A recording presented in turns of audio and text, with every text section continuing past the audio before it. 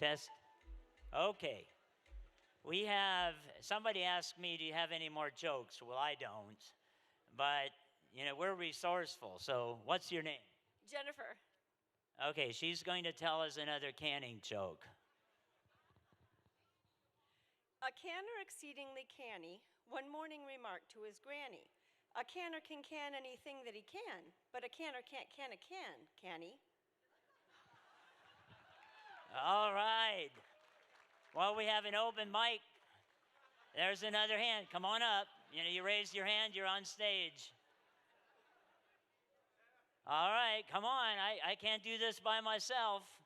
Is anybody else? There you go. Look at this. We're going to make use of this time.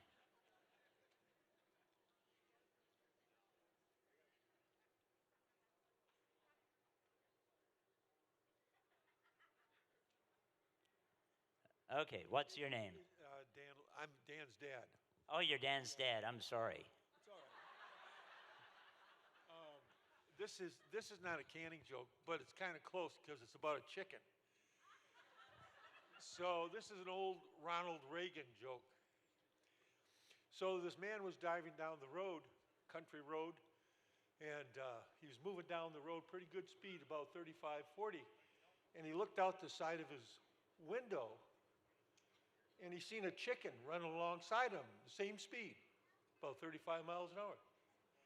So this chicken was running alongside and kept looking at it. He said, "That chicken, he's got 3 legs. Is that a 3-legged chicken?" "Yeah." And so all of a sudden, this chicken just takes off about 60 miles an hour. And this man was so intrigued. He just followed right after that, and when the chicken turned right, he turned right. And no more than he got around the corner, there was a farm there, and a farmer was standing out there, and the chicken turned right into the barnyard. So the man stopped his vehicle, and he said, "Did you see that chicken go by?" He said, "Yeah, that's my chicken." He said, was it a 3-legged chicken?" He said, "Yes, it was." He said, "3-legged chicken?" He said, "Yeah," the farmer said, "we developed them. We like chicken so much in this house, and everybody likes the drumstick, so I developed this special chicken with 3 legs for the family." Well, the man in the vehicle said, "How do they taste?" And he said, "I don't know. I haven't been able to catch one yet." All right. Thank you, Mr. Loudon. Okay, any other volunteers here? Oh, come on. In a crowd this size, there's got to be another joke. Come on up.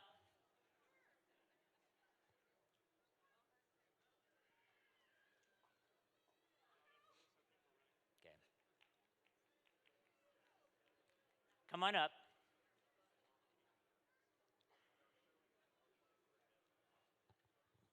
What's your name? Susanna Kroger. Okay. Oh, my, you've grown up. I used to know it a long time Oh, ago. really? So there was this highway, and there were a lot of dead crows on it one week. And people were wondering, why are there all these dead crows? And they were like testing the crows and wondering, like, could maybe, I don't know, like COVID transfer to crows or something? And then they found like paint, like dried chipped paint on the birds. And they figured that like the vehicles had hit the birds. And they were wondering, well, that's weird, why were they on the ground? And so you know how all the crows come in when there's like roadkill and they eat on it? But they found out that most of it was motorcycle paint, not car paint. And so they went and they asked the crows, what's up with this? Why is it all motorcycle paint? Well, there's always one crow that is his job to signal the other crows when it's time to fly off for a vehicle. They would say, caw, caw, but not very many of them could say bike.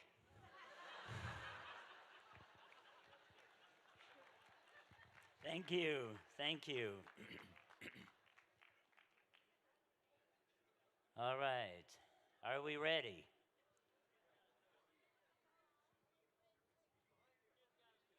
Oh, you've got a joke too. I'm sorry. I thought that was your big sister and you were up here for emotional support. All right. What's your name? Zachary. Zachary, you said. Okay, you have a joke? Yes. You want to tell it? Okay, here's the mic. Guess what? Chicken butt. All right, all right. Look at all this talent. Okay, okay. Are we ready to go? I know you're ready. I'm asking the tech guys. Okay, so how many of you remember the superb canning mantra? You got it? All right. So we'll see if we can get this thing going. All right. We're going to start right over here, and you're going to say I can. You guys are going to say can't I, and then we get over here. You will say yes I can. All right? You got it? Somebody said aha back there, so that's a promise. All right. We're going to start over here. And I'm going to count down 3, 2, 1. And then you go, you go, you go. We'll see if we can do this. And we'll see how complicated we can make this. And then what we'll do is we'll reverse back. Right? You got that too? Well, let's start with one thing first. Okay. 3, 2, 1.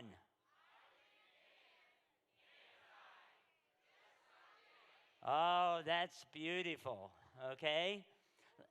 So what we'll do is we'll come down like this, and then you will say, I can.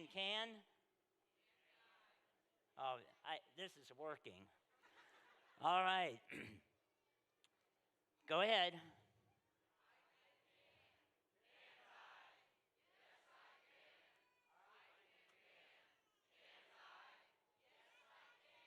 I can't hear you.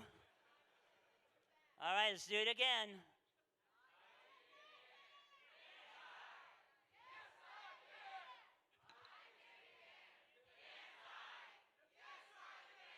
All right, I think you're getting it. Okay, you want me to sing it? Oh, no. We're not going to do that. We're going to sing this thing together. Is Ellie Freitag in the audience? Nobody by the name of Ellie. I had heard she might be here today. So I have a good friend of mine that retired from the Baldwin Wallace College of Music. His name is Mark Graham. He was here last night. So he retired. He's written a lot of music over the years. And now he doesn't have anything to do, so he comes up with crazy things. So he actually wrote this for me. And then we had Ken McCaw, who is here somewhere. He produced it, and Ellie Freitag and some really talented kids sang it. So like I said last evening, I don't do singing that well. So what we're going to do is we're going to run through it once, Ben, so that they get it. And then the second time through, we're all going to sing this crazy song that you're never going to get out of your head together, and then I'll introduce the first speaker. How's that for a warm-up? Okay. Superb. I can't I? Yes, I can. Why don't you sing along? Can't I? Yes, I can. Superb lids really seal, and that blue ring makes me feel like I can. Yes, I can. I can. Canning used I to can't be hear a you. fun, then it wasn't fun at all. But we're back on the track once again. And now there's nothing that can top when I hear those lids go. I can, yes I can, I can. Oh, I can, can't I? Yes, I can. I can, can't I? Yes, I can. Super lids really seal, and that blue ring makes me feel like I can. Yes, I can. I can. Is there any better feeling than to hear a jar lid sealing over food that you grew yourself? I'm so glad we've left behind Isn't that Lids true? were hard to find, 'cause now Superb turns them out by the shelf. Oh, I can, can't I? Yes, I can. Yes, I can. I can't I? Yes, I can. Yes, I can. Superb lids really seal, and that blue ring makes me feel like I can. Yes, I can. Oh, I know I really can. I can. Yes, I can. I can. I think next year we're going to have him come here and do it in person. Okay, the technology's working. We have Dan Loudon up here. So Dan Loudon is the owner of Nature's Warehouse. So please put your hands together for Mr. Loudon.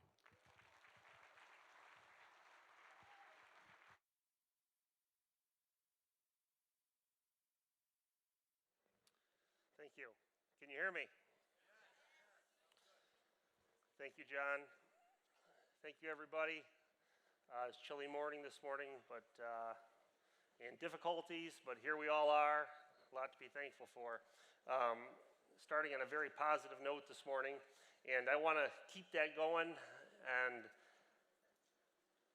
not bring it down, but my talk is politics, and so here we are. Like John said, I'm Daniel Loudon, the owner of Nature's Warehouse. See if I can work this thing.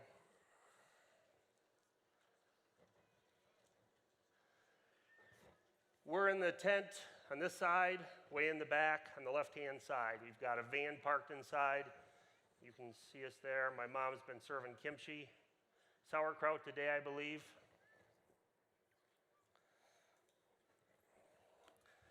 Those of you who are not familiar with us, we're a health education company. We work with herbalists and natural doctors. We sell herbs and supplements. We believe strongly in listening to your body for health and educating yourself. We've been living this life since I was born this way, my mother and father. This is us back in the 90s. Right after moving out of the city onto our first homestead. It's a lifestyle for us. We've been selling herbs and supplements for 20 years. More recently, we've gotten into food. We sell health foods and bulk items. My guess is that there's very few people here this morning just because they wanted to get up on a cold morning and come out here and sit and experience this. I think that there's people that are concerned about food and the future of food, and a lot of people, I think, do it for a lot of different reasons. Probably the lifestyle and the purity of the life has been a big driver for a long time. But we're living in a different time. So we just came through a pandemic. Coronavirus. How many heard of coronavirus? Okay. If you would have told me when I was 20 years old that when I was in my 40s, I would once again have a curfew, or one day I would walk into a store masked and act like it was normal and not rob the place, or then this happened, walking down the street, meeting a family of people I knew, all their little children, and they're all wearing masks. And I thought it was normal. Maybe not normal, but you understand. It's hard to talk about the pandemic without hearing someone's views, and rightfully. It affected so many people. Deaths in the U.S. were 1,078,000. And there's a lot of ways to look at that number, I understand. But when someone dies, it affects lives. And I'm sure that there's people here that were affected. When 1 million people die, it affects a lot of lives. And then there's many views of who's responsible. A lot of strong conversations can be had. If it came from natural causes or was created, or how we handled it, and how many lives that it affected and is still affecting. Businesses, people lost school, there was school that was lost. I like so many have strong opinions, probably similar to ones in this crowd.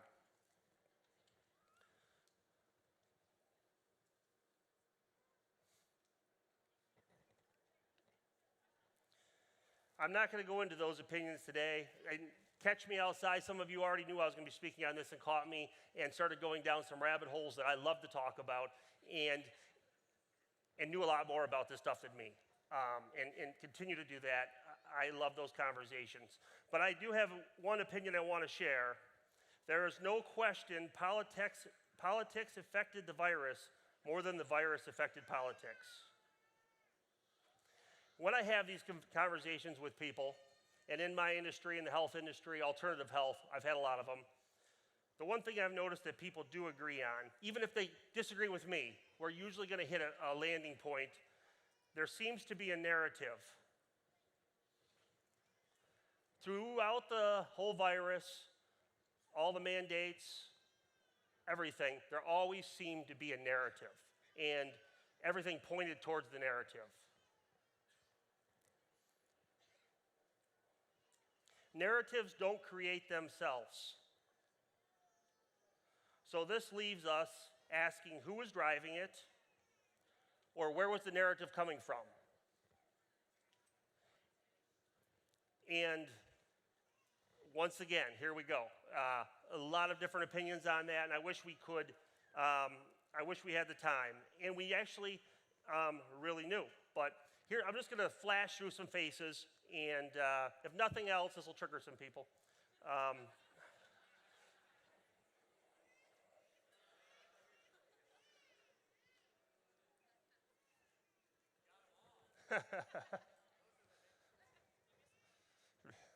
We're still going. Okay.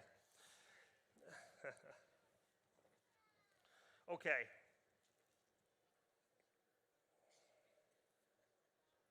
Once again,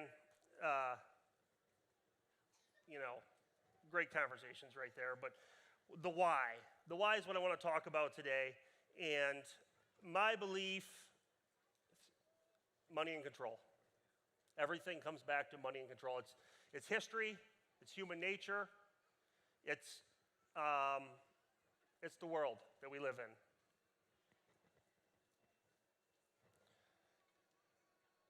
So what's next? We just came through coronavirus. We're post-pandemic. Joe Biden said that in 60 Minutes, I believe, a week or so ago. When he asked, he's like, oh yeah, we're post-pandemic, we're still doing stuff, but can everything go back to normal?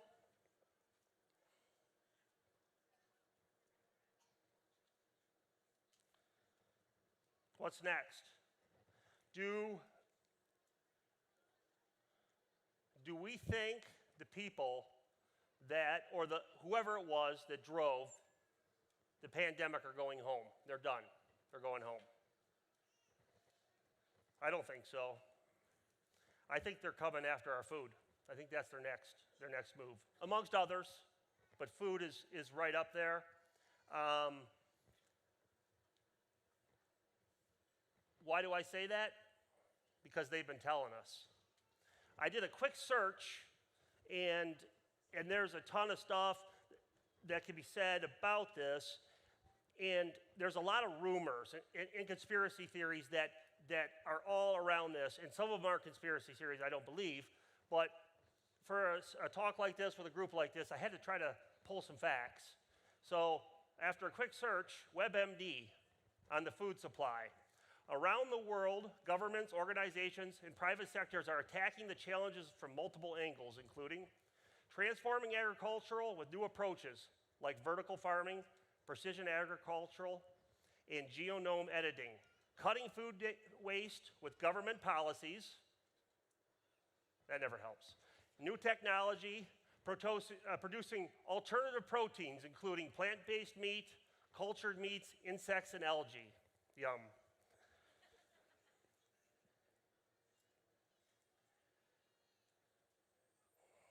So, as you start going down this path, it's very interesting. A lot of the faces that I saw, that I showed earlier as we scrolled through, that were tied to supposedly the pandemic show up again. This is Bill Gates.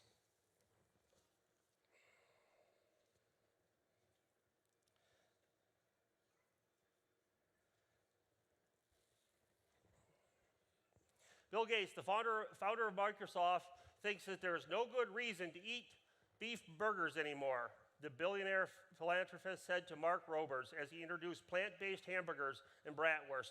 A quick question, how many people know who Mark Roberts is? Does that? Okay. I had no idea who he was when I found this online, and I was talking about it, and my kids heard me, and they say, oh yeah, they know that name, they follow him on YouTube. He's very popular, he's a great scientist. Very interesting. He's talking to Bill Gates, and they're figuring out we don't need to eat meat anymore.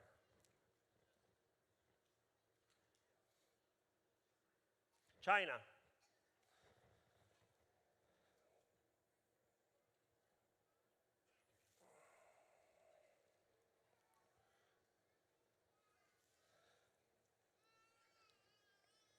Trying to find my spot here. Okay, so China, and I want to find, I got this, let's see here where I'm at. I got a very interesting thing I found with China that they're saying that, I got to find this because, oh, there it is, okay. I think I got my papers crossed here. I think it's 190,000 acres of land that Chinese companies owns in America. 190,000 acres. And there was a big purchase that went through this spring. I found it on, I think that's WebMD, AgWebMD. You can find the article on AgWebMD. Probably a lot of you are familiar with that. So they're not going away. The same players, they're out there. They're taking over land, and they're moving forward.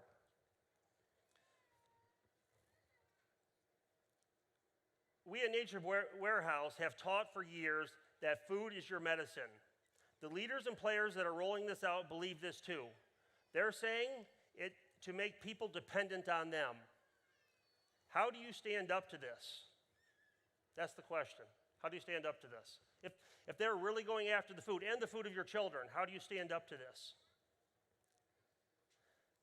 Become food independent. And that's what we've been doing. That's why we're here. But I think this just adds another element of earnest to the drive that we have to support ourselves.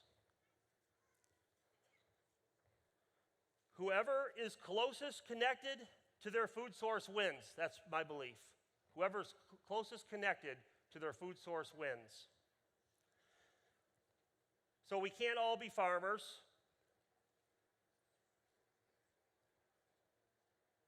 But that is the number one and most obvious route.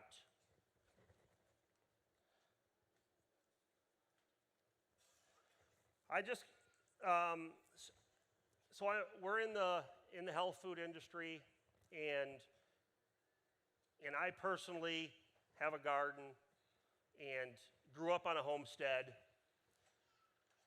And as I was, as my reaction when I see the movements of the world and see things happening, you hit sometimes an insecurity, especially when you're looking at your children. And I started compiling steps that I can lay out for my children, for my home, how to fight back. It's literally fighting back against a system that is being rigged. Grow and preserve your own food. This is the passion in the hearts of everyone that put this together, and that is, number one. But we can't all do that. Number two is connect with people that are raising food, create ties with small farmers and growers. This also requires just as much work. So, not everybody has the land. Some people have to travel for work. There's reasons we can't all have a herd of cows out back. But you can connect with small farmers. Your local producer probably won't have the products year-round. Therefore, you're going to have to preserve just like you had a farm. If you're buying local, you're going to need a can. Freeze, dry, ferment. Ask the questions to your producers and let them know what's important to you. That's the beauty of buying local, buying small, and knowing the owners is that you can share what's important to you and make sure that you align. Questions like, is it organic, non-GMO? Are you raising it in a way that adds back to the soil? Dealing with small producers, you can know your food source pretty much as well as growing it yourself. And then the third, and I'm going to close up with this, large companies. Take time to research large companies you deal with and what's important to them.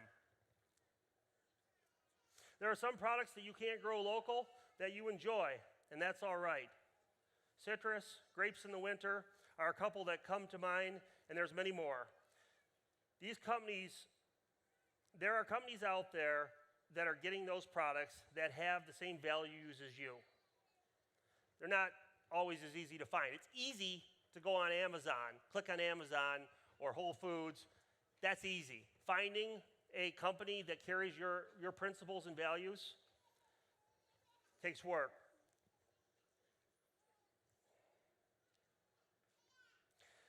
These companies, it takes them more work to buy from producers that have principles. Because there's a lot of companies out there that are just for money. And so if they are going through the effort of bringing the product and offering the product, and the consumer's not there and showing up with their dollar, it'll fall flat. But there are companies that do hold your values. At Nature's Warehouse, as far as the health industry, we have worked hard. We spend most of our time proofing companies, proofing products. And the health crowd is there to buy that product and to show us that they value the same things we do. It's just as important in larger companies. And then I just want to, in closing, just spend a little time on the children. Like these things, a lot of the things that they're pushing and rolling out, these burgers and stuff, they might not show. And by the way, I have it from inside people that there are warehouses already sitting full of these burgers and these bratwurst that these Bill Gates burgers are calling them. They're coming, but it might not be an issue. We're still coasting on some good times. But our children, pass these skills on to your children. It's so important.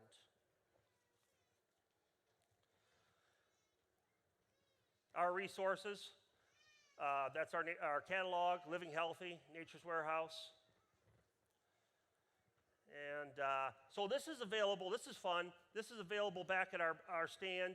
It's a list of farmers. We constantly publish in our catalog looking for local small farmers who are producing for other people to connect with. We make no money on this. It's nothing. We want you to go buy from these farmers. And they need support. They're our customers. We work with them. This is our local bulk food list. You'll find it back there at our booth on the local bulk food side. This is grocery items that we offer, a lot of bulk items for canning times. We do carry the Superb lids and in your pickling stuff. This is our website.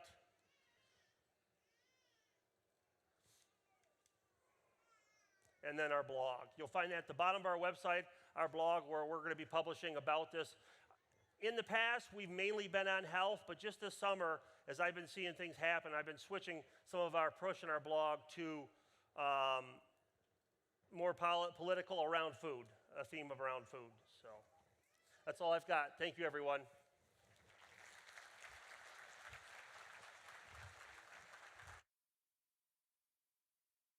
Thank you, Dan.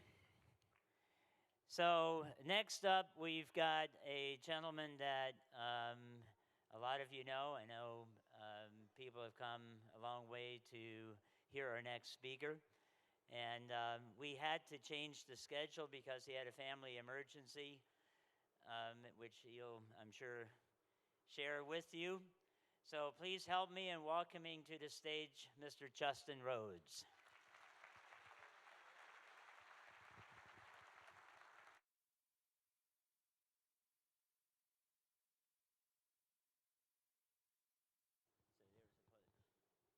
We'll get him mic'd up here.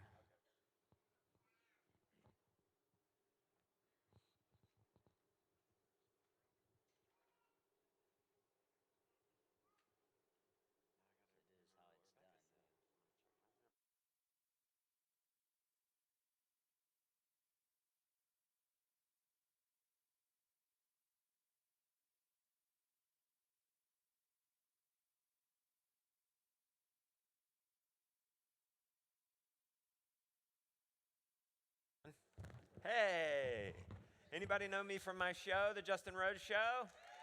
Okay, you want to be in the vlog? You got to be loud. Anybody want to be in the vlog? Oh, okay. All right, good, good. You're in the vlog. Congratulations. I like that joke that the little boy had earlier. The guess what joke. It reminded me of a weird hillbilly joke. Very along the same lines. Guess what? Chicken squat. Eat it while it's hot. You ever heard that one? My dad used to always say that to me when I would say, guess what? That's a weird one, isn't it? All right. Jonah, thank you. Everybody who is coming up to me and saying, well, how's Jonah? And those who don't know, my oldest son, 14, got in a dirt bike accident a week and a half ago and dislocated his hip. It wouldn't go back in. They had to do surgery. That wasn't smooth. There were shards in there. They had to put pins. 2 surgeries later, 3 days later, Friday, he gets out of the hospital. So he's been out a week, but already he's asking when can he get back on the dirt bike. Can he mow? He's on crutches. You know, he's not allowed to put any weight on this leg for 6 weeks, but he's already like, can I mow?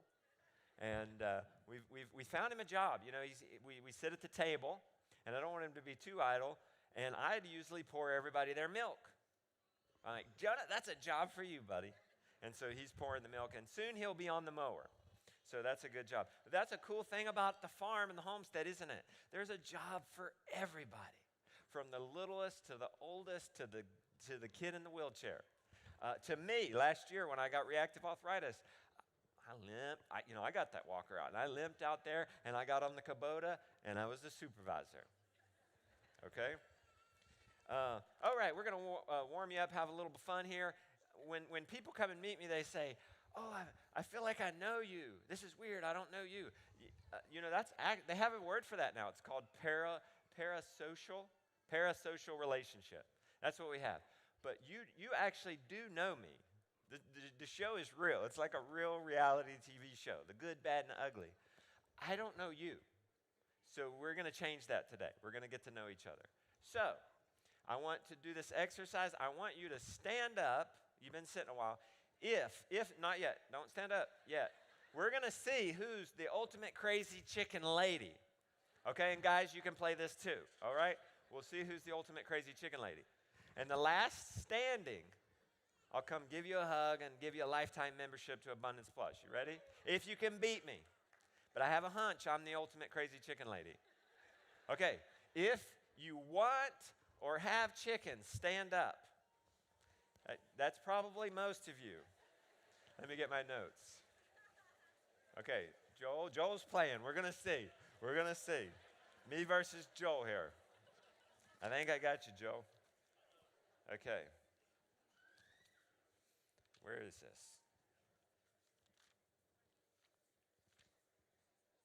Here we go. Have you ever, okay, if the answer is positive, you stay standing up. If it's negative, get down.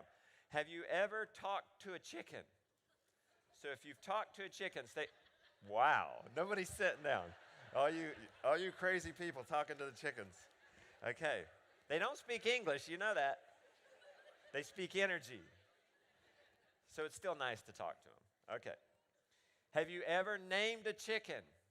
Stay standing. Oh, she's like, standing ain't enough. She's like, whoa, you've named a chicken. Joe, you've named a chicken? Okay.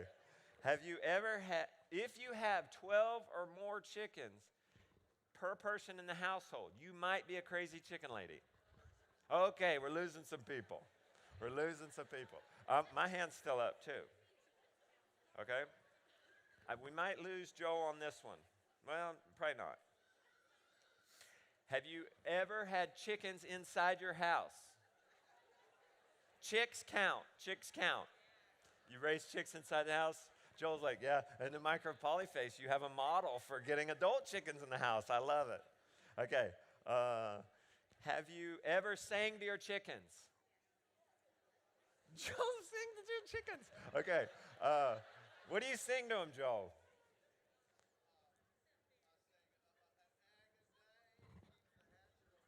Did you hear that? An egg a day keeps the hatchet away.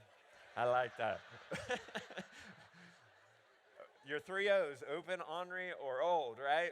You got to keep them going. Okay. Yeah, I was playing this game with Jessica Sowards. Anybody know her, Roots and Refuge? She came to my house, and I was cranking it out. And I was going to up her with my ultimate crazy chicken lady. And she said, but have you ever sang to them? And I thought about it, and I said, well, no. And I sang something to them right then and there. I got to be the reigning crazy chicken lady here, okay. We might lose him here. We might lose Joe. Have you ever dressed or leashed a chicken? Put a chicken on a leash or dressed it. Oh, I thought we'd lose him. Okay, he's very practical. Egg a day, but you're away. Yeah, okay. Yeah, don't do that. And part of my talk is, my last talk is permaculture chickens, and I'll talk about some of the things you don't want to do. You don't want to dress the chicken, okay? All right, here we go. We got one lady left. Do we got anybody else? Okay, you guys ready? Have you ever lived inside the chicken run without leaving for 24 hours? Woo! I'm still the crazy chicken lady. And if you don't believe it, just go to YouTube, search Justin Rhodes, lived with the chicken. We got somebody? You stayed in the run for 24 hours. Okay, come on up. We'll get a hug and a lifetime membership. Look at him. Wow. Yeah, my family had to bring me food. I had to keep me alert. You have to watch it because chickens will eat you if you're not too careful. Hugs. Congratulations. Come to our tent. We'll get you a membership. Okay, now we know each other a little bit better. I have 2 talks here. What time do I start? 9:15. So how long do I got, John? Okay. So let's say it's 9:30. I should probably quit by 11. Does that sound good? I got to do both my talks back to back because I flight in yesterday and I fly home tomorrow. So we're going to do one on the rooted life and what that means, and then a shorter talk right after it on permaculture chickens. We're going to talk about, with that one, some of the do's and don'ts of keeping chickens. But for the rooted life, how am I going to sum up that book in 1 hour? I can't. So, and how do I give you more? Because you could just go buy the book, right, and read it. So in the book, I asked myself, how can I serve you guys the best? And I thought, well, my mantra is, you can homestead, I can help. So that's what I'm going to do today. We're going to talk about 8 obstacles. For all you note people, you're going to love this. We're going to have 8 obstacles that you need to overcome to grow your own food. And then I'm going to give you 3-ish ideas surrounding each of those obstacles to help you do that. And hopefully, so this is a little bit of bonus. I think I only give 4 obstacles in the book. So you guys ready? So you got a first obstacle is having a lack of vision. We had Joel out to the farm once, and we had all our friends around, and we had this community Q&A, and somebody was getting burnt out. And they said, how do you prevent burnout? And ultimately it was have a bigger vision. Have a vision. You've got to know your why. Why are you doing this? So Rebecca and I started doing this because, well, she found out that conventional milk was weird and bad for you, and we started transitioning to organic, so she came into it for this health reasons.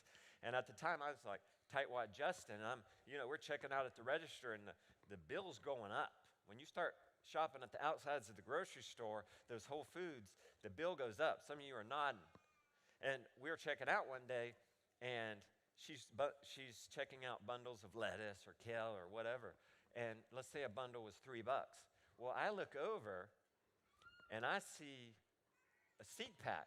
I see a seed rack, and out of curiosity, I go over there, and sure enough, these seed packs are about $3, and there's 100 seeds in there. And I'm thinking, wait a minute, she's buying one bundle of lettuce for $3. The seed pack is $3.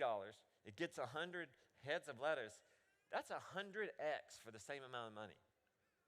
And we had happened, Rebecca, I've always wanted to live in the country. We had some farmland in the family that just wasn't being used for farm, and so we had some land. And long story short, that got us going.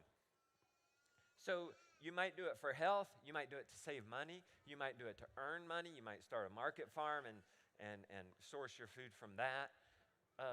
In 2020, as somebody who promotes and sells products surrounding education and growing your own food, that was what I pitched. You're doing this for health. You're doing this to save money, to be connected to your food. That was one of the most popular reasons before 2020. But in 2020, my message shifted because everybody's heart shifted, and the desire and the reason for growing your own food changed. It became food security. So you might be doing it for food security, and it might change, and that's okay. Sometimes we get caught up in, this is why I started. I got to keep going. I got to stay focused. This is what I'm going to do. I got to stay hard. No, your heart can change. Your heart's desires can change, and so can your whys. For example, we started out to save money, and Rebecca started for health, but then I ended up jumping on it for the health reasons because of what I'm going through with Lyme and last year with reactive arthritis. So now we're growing for health. And sometimes even growing our own food can actually be more expensive than just buying it from a farmer. Or because we have to have it a certain way, okay? For certain health reasons. And that's okay if that's why you're doing it, okay? So know your why. Grow what you love. I've seen these T-shirts. They say Kel Yeah on them. You ever seen those? Kel Yeah? I'm going to get one that says Kel No. Who's with me? Who's going to admit it? Who hates kale? Woo! Does anybody have any tomatoes here? Do you have any tomatoes in your hands? Okay, it's safe to say this. I don't even like tomatoes. I just see you get the booze. I'll admit it so that you can admit it. Don't go kale because it's cool. One year we grew spaghetti squash because that's what you do, and we grew 1,200 square feet of spaghetti squash. Oh man, it did good. Joel's shaking his head. He knows exactly where this is going. We get that spaghetti. Oh yeah, we got some spaghetti. We could turn this into like spaghetti, low-carb spaghetti, do all these different dishes. We went spaghetti squash crazy. We were wheelbarrowing that spaghetti squash in. Well, after about 3 times, spaghetti squash gets real old. I don't think we've eaten spaghetti squash since. If I see that, I want to gag. We got, eggplant. We got eggplant because it's cool. That's what you're supposed to grow. Kohlrabi, all this stuff. Anybody like kohlrabi? That was a weird one. Okay, eggplant. Always like going to homestead festivals and making fun of vegetables. I don't know. Anyway, just to free you, really. Just to free you, because we get caught in this. You got to grow everything. You got to love tomatoes. You might not love tomatoes, and that's okay. You're not weird. Well, you might be a little weird, but you can be weird with me. Okay, so we grew this eggplant and bugs came. And bugs started getting it. And we lost all the eggplant. Why? Well, we didn't really, in our hearts, we didn't really care about the eggplant. Okay? So it is easier to grow what you love. If you love chicken and you hear coyotes, it's easier to get up out of the bed and go protect the chickens. Okay? So grow what you love. Well, what do you love? How do you know? Well, what did Jesus say? Where your treasure is, there your heart is also. So I imagine if you want to know where your heart is, well, it's like this. Take your billfold, money, tie a little string around it, all imaginary, and that string is attached to your heart. Where's that going? Okay? Where is that going? Look at your grocery bill. What are you spending money on? When Rebecca and I looked at our grocery bill, we're like, whoa, we're spending a lot of money on meat. That's where your heart is. Grow meat. If you're a meat and potatoes guy, grow meat and potatoes. It's okay. All right? I release you. Kale, no. Who's going to make the shirt for me? All right. And this is a fun one, too. Okay, some of you admitted to actually liking kale. Who actually likes it? All right. Joel didn't raise his hand. I don't think. Okay, I know everybody keep your hand up. Who likes kale more than pork? Feed that kale to the pigs. Nature's greatest miracle. Veggies into pork. Okay. Now, let's set specific, you got to set specific goals. Oh, I just want to grow more food. Well, that's not very measurable. You want to say, I want to grow all my own meat chickens. And you don't want to end there. You want to say, I want to grow all my own meat chickens this year. And then you do some math and figure, I eat 1 chicken a week. There's 52 weeks in a year. I better get 75 chickens. It's the first time doing it. If I have any extra, if they all survive, then I have extra. I'll give them away or sell them. And then you've done it or you haven't. So inside that vision, you want to have specific goals. Okay, so point number 2, an obstacle. You're going to have lack of focus. Do we have any goaters in the house? Nobody's going to admit to it. Everybody knows how I feel about goats. They have devil eyes. Just if you don't believe me, look at them closely. And people say, you don't know because you never had goats. Actually, I had a goat. And it's a good example of how I lacked vision early on. Or not vision. We might have our vision, but lacked focus. Does this ever happen to you? Somebody says, oh, I got this goat I'm going to get rid of. Do you want it? The answer is no. If it's not, heck yes, it's no. Okay, that's a little tip there. But little Justin didn't know that. He said, yeah, let's have the goat. And that goat was fun. I see why you guys get tripped out. I see how they can so easily deceive you. They are a lot of fun. Okay? They're probably the most enthusiastic, character-rich livestock animal. And we used to take that goat on walk. We tried to train it to do King of the Hill. It didn't quite do that. Had a lot of fun with Hercules. Well, then I think Rebecca was about to have Jonah, our very first baby, 14 years ago. And you guys also know how it is if you've been homesteading a while. That's when Hercules decided to start getting out.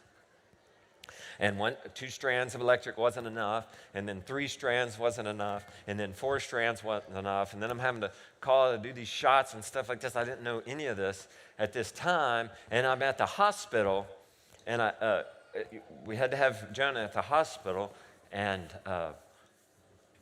getting rid of this goat, getting rid of Hercules. Okay? Now, why is that lack of focus? Well, if our heart was to grow our own meat, grow Rebecca's tomatoes, and maybe we don't like to eat. See, that's one of the problems I have is A lot of people grow goats, but nobody's eating them. Eat the goats. That's not so bad, right? But and this is the other thing. Lamb are the new goats. Okay? You might like goats, but lamb tastes better. Okay?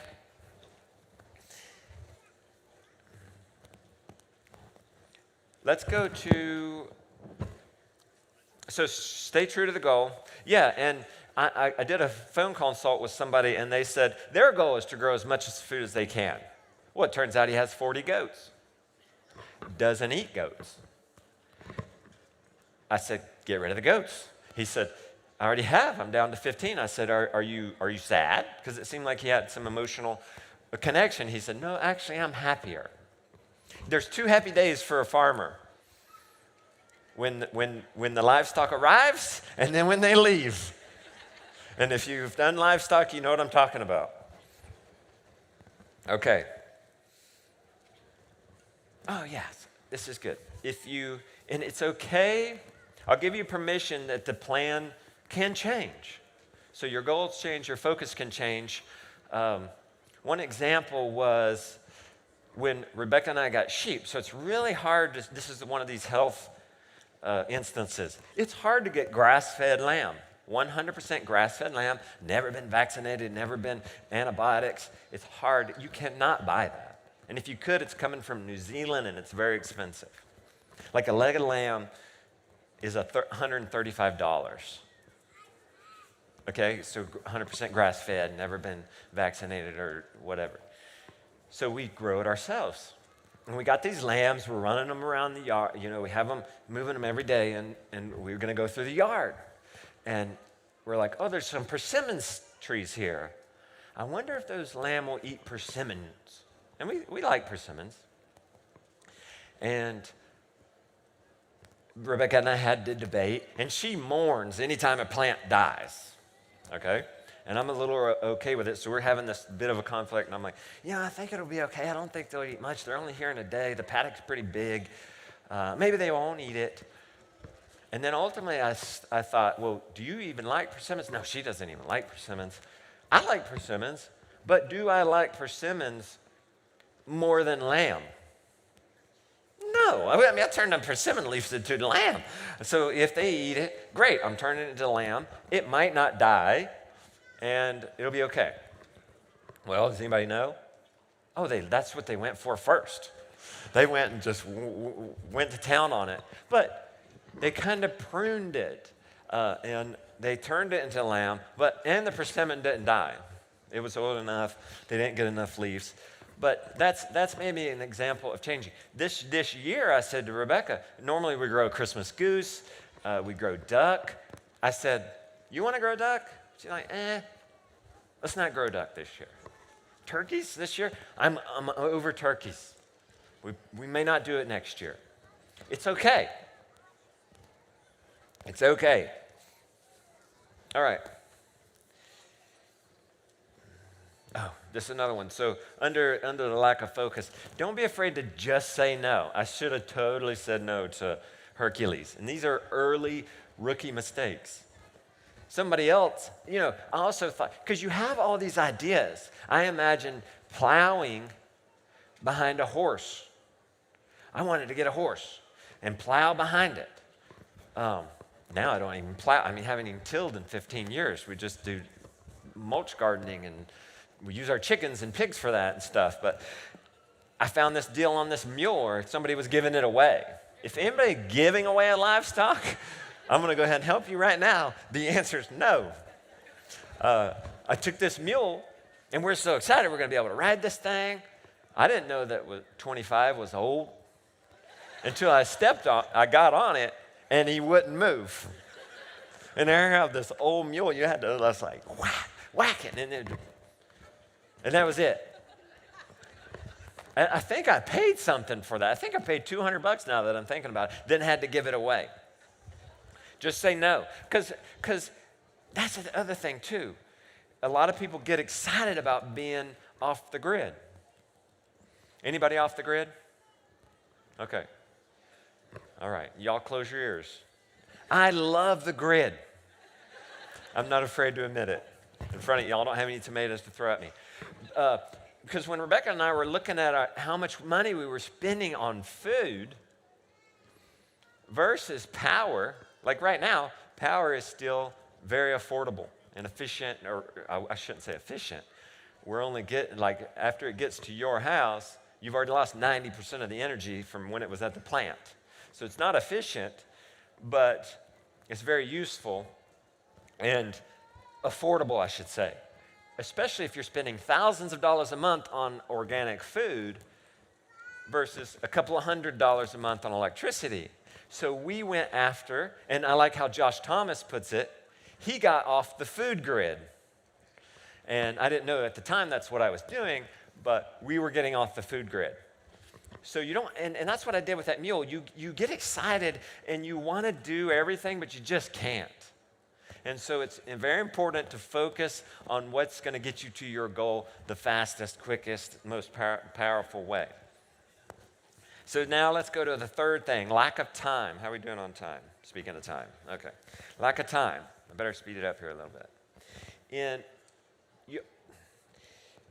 In 2016, we understood that a lot of our audience lacks time, lacks money. So we said in 2016, Rebecca, we had just started YouTubing. Great idea for content. Let's just do this. Let's see how much we can grow. I think we had saw that book, 100 Days of Real Food. It's sort of a diet.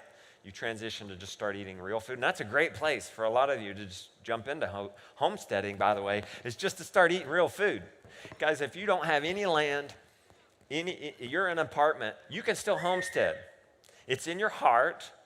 Go buy a whole chicken, a whole bird that you have to figure out how to part and process and cook. I remember when Rebecca and I butchered our first chickens, we go to cook it and we're like, wait a minute, we've never cooked a whole bird. What do you do with this thing? She had always bought boneless, skinless chicken. Not a great idea in hindsight, but that's what it was. So we, in 2016, we said, how much food can we grow just working 10 hours a week? And a lot of you are in that situation. Most of my audience, everybody's got a job. Don't quit your job. Somebody's got to pay for all this. So you'll have bills. Unless you're just going to 100% live off the land, you better keep your job. Even if it's going to be market farming, that's a job, or content creation, that's a job. So keep your job, and an hour a day. Quit the gym, join Earth's gym, and go at it. The Broad Fork feature, the hoeing feature. Just consider the bucket, double bucket, full of water feature. Just consider these chores, not chores, but a workout. Pump some buckets. So working 1 hour a week or 1 hour a day, and then maybe, what does that make? 5-hour project on the weekend. We grew by the end of 100 days, 75% of our own food. Now for lunch, I was eating sliced cucumbers with cream cheese on it, okay? But so if you're willing to do that, and you grow chickens for eggs, meat chickens, the Cornish cross, 2 months, the sea monster, you got plenty of food, and gardens. Did I say that? Yeah, egg-laying chickens, meat chickens, and gardens. So if you're unsure where to start, that's a great place, and that ends up being what a lot of the Rooted Life book is about. So I'll help you. So early on, I do this still. You get you a notebook, and you write your to-do list on it. I especially did this early on with my business. And you could do it with your farm or whatever. Right at the top of your notebook, your goal. Okay, your food goal is to grow 75% of my own food by the end of 2023. Okay? And then your to-do list for that day. You do a to-do list every day. Write it all out. Write out all your crazy, nonsensical ideas. And then check it by that goal. Like if your goal is to grow most of your own food for you to eat, and somebody says, hey, you want a goat, and you don't want to eat goat, don't get that. Okay? I'll help you out. It might not be easy to stay focused, but that's a way to do it. And the thing is, then what you want to do with what's left is prioritize them. Because chances are, if you had 10 things, and you could do this Broadway at your homestead. What do you want to do with your homestead? Oh, I want to have meat chickens. I want to have layer chickens. I want to have gardens. I want to have bees. I want to have Sasquatch. I want to have unicorns. I want to have all these things. You keep on going down this list. Check it.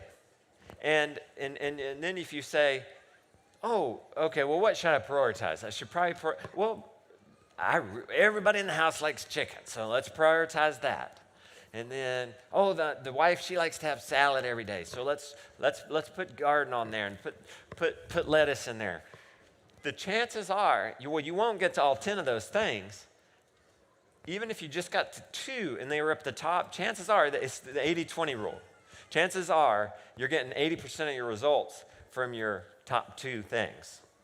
Okay? So you can get, and everybody's got a list. I got a list, and I'm never gonna finish it. I was talking to somebody in line, and I'm like, yeah, put it on your tombstone.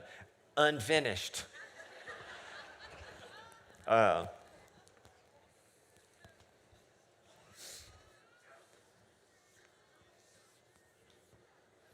Let's go to the 4th one.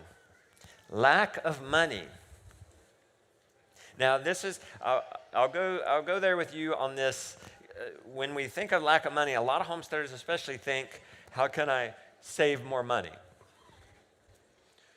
One interesting thing I want to say here, you could go to Dave Ramsey and learn how to save money or whoever. So I won't get into that too much here. And I'll give you some creative ideas, but we'll also talk, if you earn $50,000 a year, the most you could possibly save is $50,000 a year, okay? You could live homeless and keep the $50,000 or whatever. There's no limit to how much you can earn and how much you can serve others. There's no limit. This is America, okay? So keep that in mind. But I'll give you some ideas. You don't have any money, that doesn't have to stop you.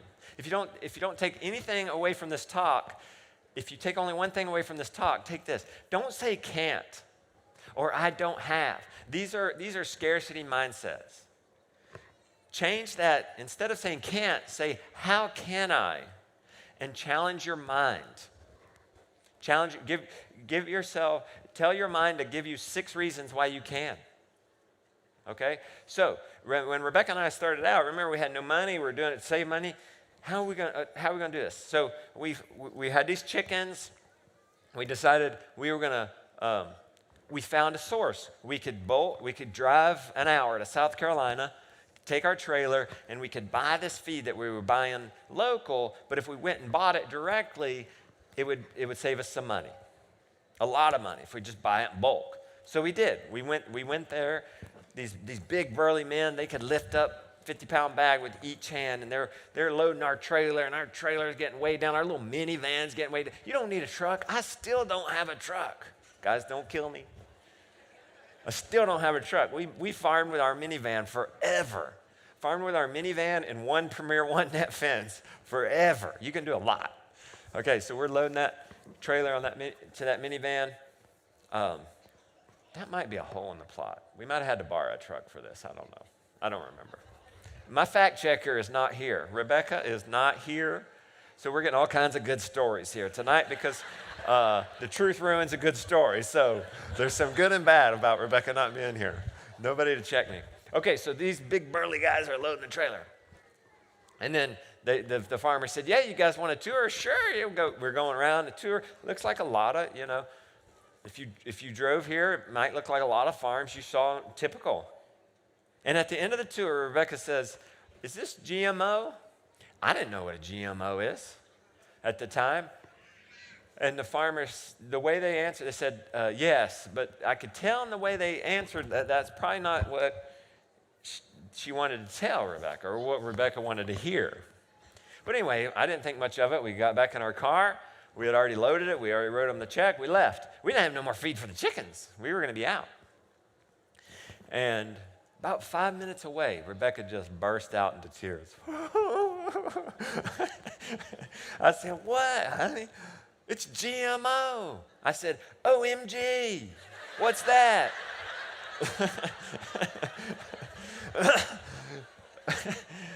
Something. And she said, oh, it's a genetically modified. Y'all know, okay? Oh, okay. And guys, I'm all about the garden of peace.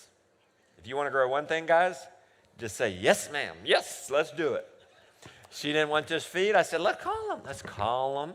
See if they'll take it back. Oh, no, we can't do that. She's so nice. Oh, no. Oh, yes. Let's call them. Remember, I'm the type white Justin. Let's get, okay.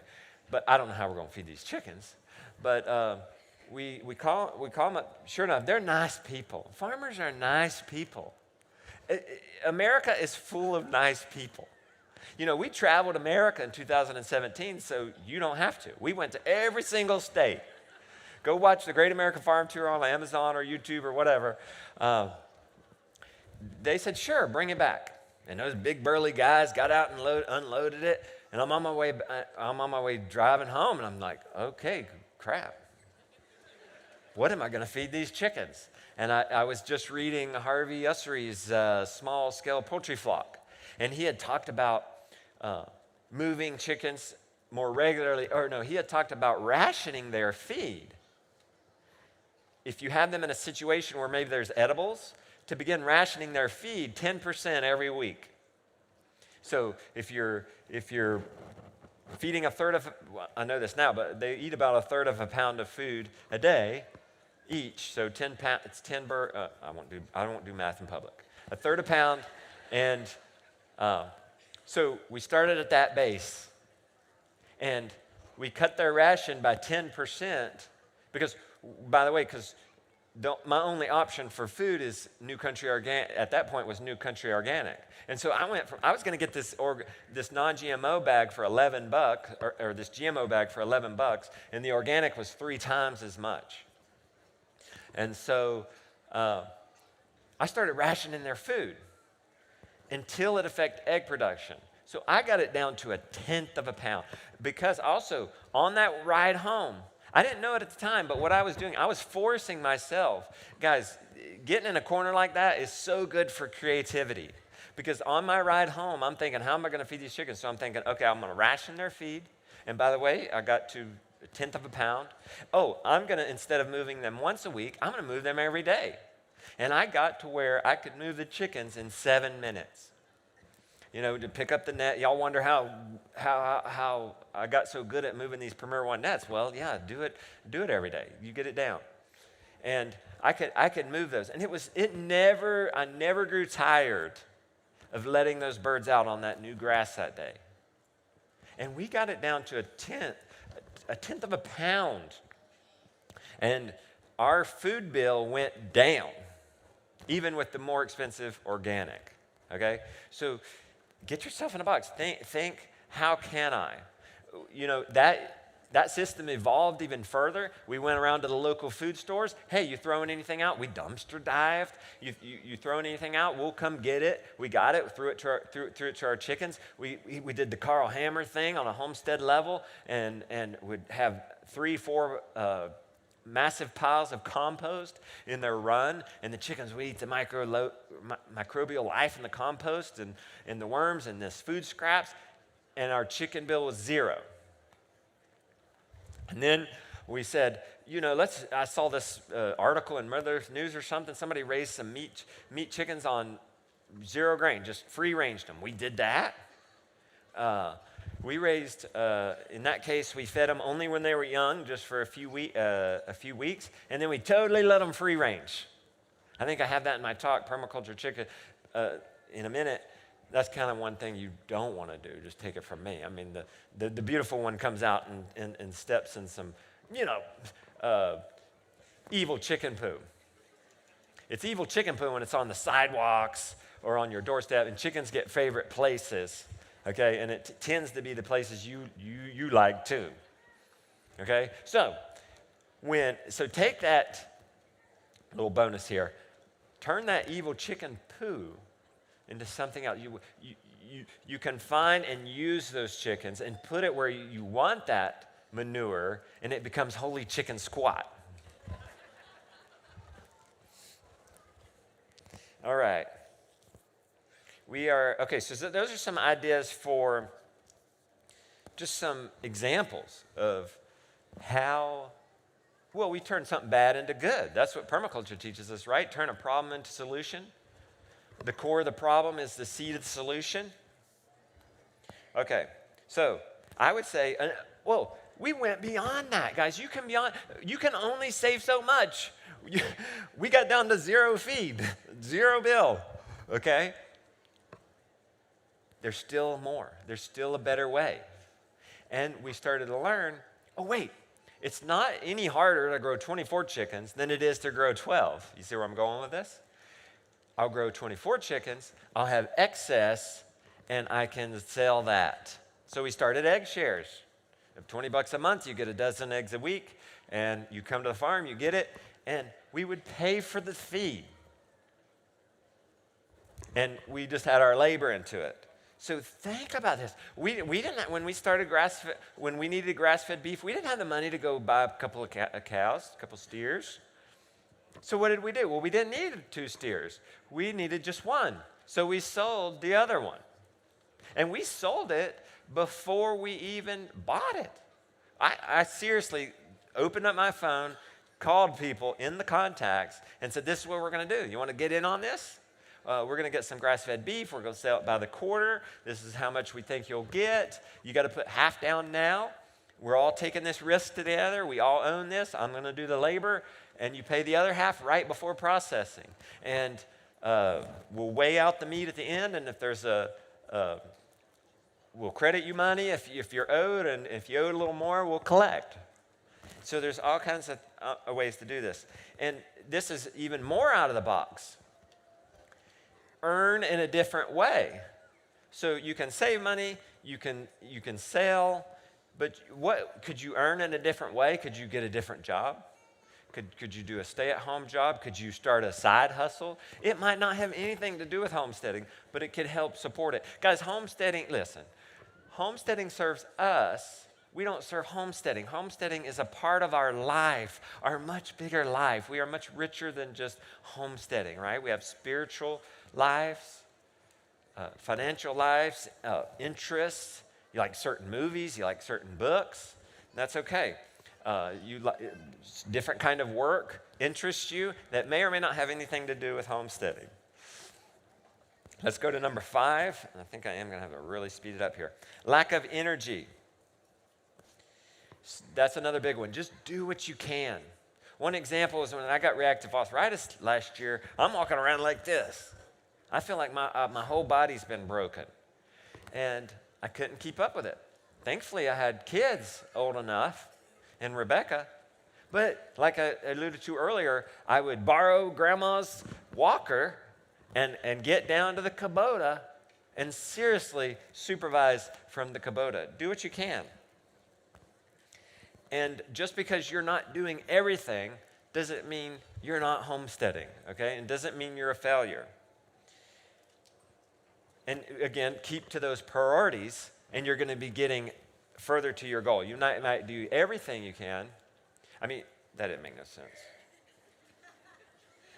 Keep to those priorities, and you might not be getting everything done, but you're going to be knocking out a lot of it with little effort. And then get help. It's so hard to get help, isn't it? Well, one reason is, have you ever done this? Have you ever, somebody else, something will happen to you, and they'll say, oh, let me know if you need anything. Everybody says that, right? You know where I'm going with this? And then you actually say, hey, well, could you go to the grocery store and pick up the prescription or whatever?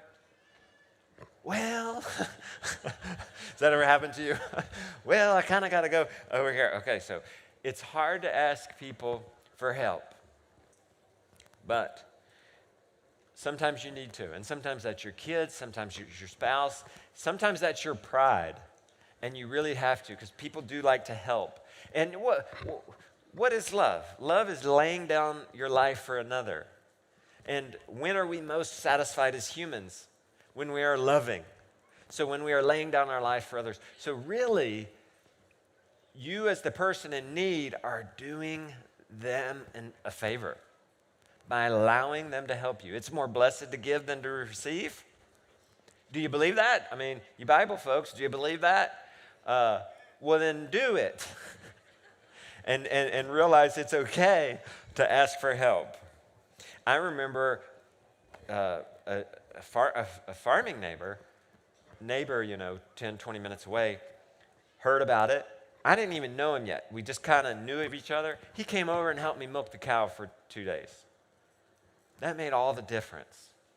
I'm having a stranger come and help me milk. And I needed to be okay with that.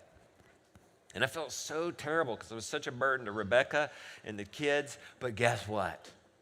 My boys became men, and my little girl became a woman that year. And there's nothing wrong with hard work. Hard work, and every single day is so good. We have this aversion to suffering, but suffering is good. That is how we grow. That is how we renew ourselves. And it's a wonderful thing, and we don't need to hide from it. And I'll give you this little bonus. I worry sometimes because a lot of us homeschool. I sometimes worry about the homeschool kids because they get to do what they want a lot of times, a lot during the day. I'm actually a little worried about that. And that's why it's good that you're on a homestead, because then your children can do something hard every day that they don't want to do. You guys think my kids like the job? You think my kids like the chores? Well, guess what? The vlog is 20 minutes. Well, there are 23 hours and 40 minutes left in that day of them griping and complaining and whatever. Me too. But it's so good. There's something special about doing something hard every day. And if we're not careful, the public school kids are having to do something they don't like all day long. 7 hours are going to get more character than our softies. So put them to work. It's okay. Put them to work. They'll have plenty of time to play. Okay, so let's go to number 6, lack of know-how. All right, here we go. You know what your number one tool on the farm is? Now, Joel might disagree with me on this one. He's proud of his smartphone. This is an incredible tool. I wonder what Grandpa would think of all that's, plant identification in here, navigation, communication. Do we use it as a phone anymore? I don't know. You can you can text a mentor or a friend, get social, develop community on here. We love and hate it, but it is an amazing tool. I was walking out, we had actually went and got our iPad fixed at the Apple store, and we were walking out, and we have 4 kids. Now, this is normal here. Like, 4 kids is nothing. Like, 4 kids here, you're like, when's your next one coming? But we're going out of the Apple store. 4 kids is a handful. You ever hear that, guys? Boy, you got a handful. I'm coming out, and she said, how you going to pay for all their education? How you going to send them all to college? And I'm walking out with this iPad, and I'm thinking, they don't got to go to college. They got everything they could ever want to know right here in their hand. And that's going to lead me to the second thing, which you might need this to get you to the second part of solving this know-how problem, is mentors. And we can't all go and live at Polyface and be Joel's nieces and nephews, okay? But we can read his books. And then you get inside that mind. You can read my book. And books are very special in a way that TV, movies and stuff can't do. You really get inside the minds of the characters. So you can really get inside of Joel's mind, and even if it doesn't talk to your problem specifically, you start to think like these authors, okay? And it doesn't have to just be homesteading books, productivity books. I'm reading Jordan Peterson's 12 Rules for Life. It's amazing, and it applies so much to everything. And Jordan Peterson is becoming my mentor. via book. But then social media, you can follow them in certain ways. You can even reach out. You could hire them if they do coaching or consulting. Get some mentors. When we decide we need to, remember at the grocery store I bought these seeds? Well, what am I going to do? I don't know how to garden. Well, I knew Grandma and Grandpa had a friend who gardened. Well, he had a tiller. We called him up. He came over and got us started. We got our, and he was happy to do it. Didn't have to pay him, but even if you have to pay him, get out of this scarcity mindset. Guys, even if you built my cedar lumber, raised beds, 4x8, bought the soil to get you started, buy the compost. I encourage that. Buy the compost. It's like bulletproof. Buy the plant starts. It's bulletproof. And I did it in 2020 when they were giving the $1,000 incentives or whatever you call that. I decided to do a study. Well, if you put $1,000 into gardening, how much could you get? Well, if you put $1,000 into my raised bed system, you get $3,000 worth of produce in the first season. So get out of that scarcity mindset and get into that abundance mindset. You cannot beat that in the stock market. You cannot beat that in real estate. The stock market in the last 100 years has gone up only 8% every year. If we went from 1,000 to 3,000, is that 300%? I shouldn't do math in public, but it's a lot. It's 3x. I don't know what that is. It's a lot more than 8%. And you don't have to pay taxes on those gains. Okay. Learn like a child. That would be the other thing. That's what you call immersion learning. Are we sitting down with little Henry and saying, this is the noun, this is the verb, blah, blah, blah? No, we're just talking to him like he's a normal person. He's not normal. Little baby Henry, he's 18 months. He's crazy. He'll bump his head into things. He'll climb on. Last time we were in Ohio 2 months ago, he stood up on a chair and knocked it over, busted his teeth. We had to leave the event early. We had to fly home that night. Or no, we drove home that night. We had a plane ticket the next day. But Henry learned. He's never going to do that again. Well, actually, he'll do. You say that, right? You only touch an electric fence once. I can't count how many times I touched an electric fence. Who's tripped out about the parking situation out there with all those electric wires? I was like, we pulled up next to it, and I come in, I noticed, I was like, touched it real quick. The farmer's instinct. All us homesteaders, we're a little nervous about these electric. Guys, management, can't we get some yellow caution tape or something? Not electric fence line. Okay. So anyway, the point is, you learn by failing and making mistakes and getting hurt. It's okay. I'm having to say this as my son is beat up from a dirt bike accident, but everybody at the hospital and all you are saying, that's how they learn. This is how kids learn. I'm reading the Jordan Peterson chapter now on how it's so important that kids be dangerous. And now they're getting sheltered so much. One reason we went into the dirt bikes is because they started talking about what they were going to do when they were 18. When they've caught wind of that. They've caught wind that 18, they're legally, we tried to keep that on the down low, but they figured it out, and they're like, we're going to get a motorcycle. We heard them talking. We're going to get a motorcycle when we're 18. So I think it's better that it happens on my farm on a little 100cc dirt bike as opposed to some Harley 90 miles an hour down the asphalt, and I'm not around. So they'll learn, Jonah's already talking about, doing certain things different and that kind of thing.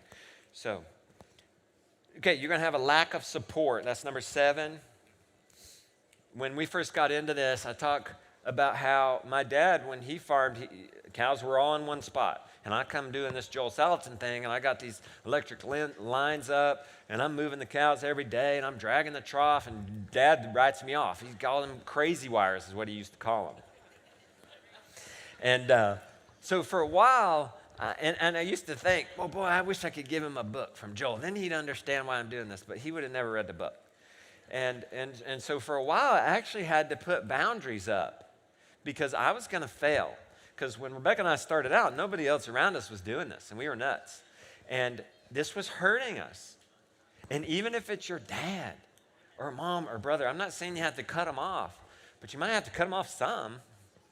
And I had to do that, and it was hard. And I remember at the 100 Days of Growing Food, we had a party at the end of that. And we invited you all, the fans at that time. And everybody brought a potluck of something we grew. And we all had this potluck. And I remember it was so sad. We were having this potluck, and my dad came up, and he mowed. He was mowing something on the property. He loved to mow. And I remember just watching him mow and thinking, this is sad, because this is a big part of my life. And I kind of feel bad that I didn't invite him, and he'd probably like this. And, well, one of the best things happened to us, we decided to go on the Great American Farm Tour all of America. And I said, you know what, I better tell my dad about the vlog. I hadn't even told him about the vlog, afraid he'd make fun of me. And I told him about it, because I figured he'd want to see his grandkids, and my dad was getting older. What if he doesn't make it? You know, we're going to be gone a year. And he watched that vlog. And this may help y'all. I mean, he watched it to keep up with us. But then he was captivated. And, you know, I'm kind of shy in person if you meet me. And, but on stage, I'm more outgoing or behind the camera. I think I figure it's because when I'm on stage or in front of the camera, nobody can argue. And that's what happened with my dad. He got sat down in front of my show, and he couldn't argue, and he had to listen.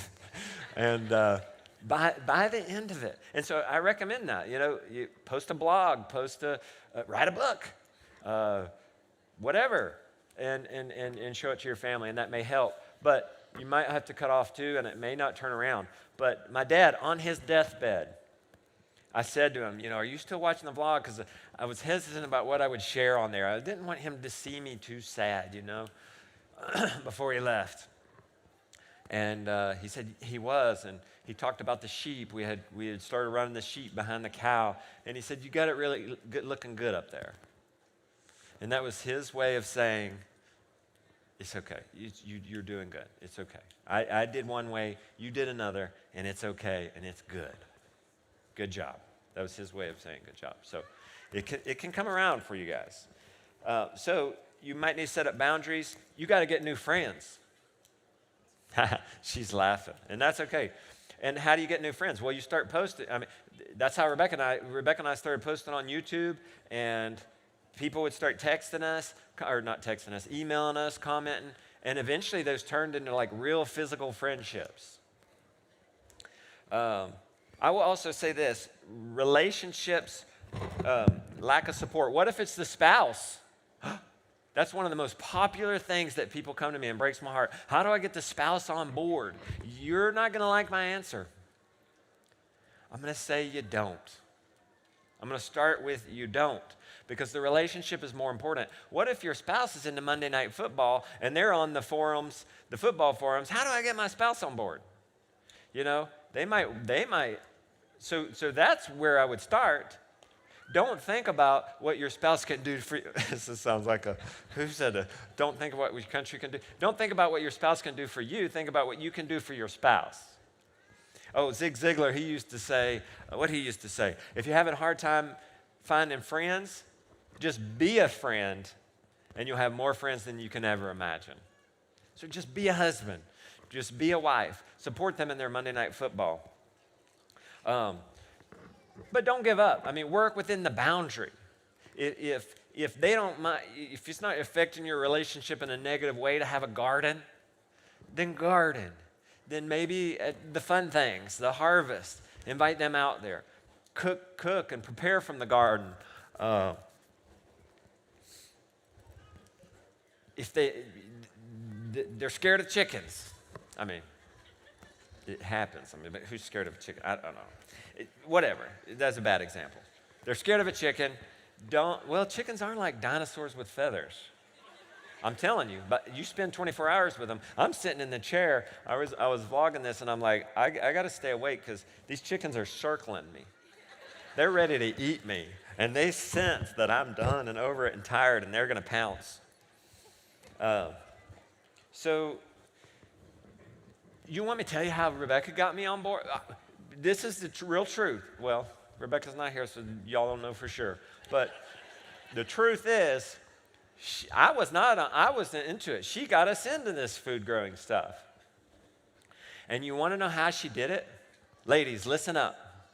Okay, she said, she got this book on, we had found the Joel Salatin book, Elliot Coleman. We had found something on what you call CSA. It's like how to grow a market farm. So she said, I want to do a CSA. That's community support agriculture. We're going to grow a garden. Everybody's going to buy into it. And I said, okay, you do that. And I was doing my thing that was totally separate. And I said, I'll be supportive. You should do that. Well, she went to do that. And then she said, well, will you help me call and just what you do, ladies. You get the husband to help you call. Hey, will you help me call and sell some of these shares? And so I literally went through the phone and said, hey, we're growing these vegetables. You guys want to buy in on this? You get half now for 20 weeks or 20 weeks, whatever. And I did that. And I called and sold a dozen shares or something. These are my friends. This is the part of the trick, okay? Start selling this produce to the friends and the family. And she's doing a garden. She's keeping up with it. I go out there and putz around with her, do what I can with her. It's kind of her thing. And then this is the trick. Get pregnant and sick. And he's got to follow through for all his friends and family. And then he's hooked. Okay, ladies? Sick and pregnant. That's how you get your spouse on board. Sell to friends and family.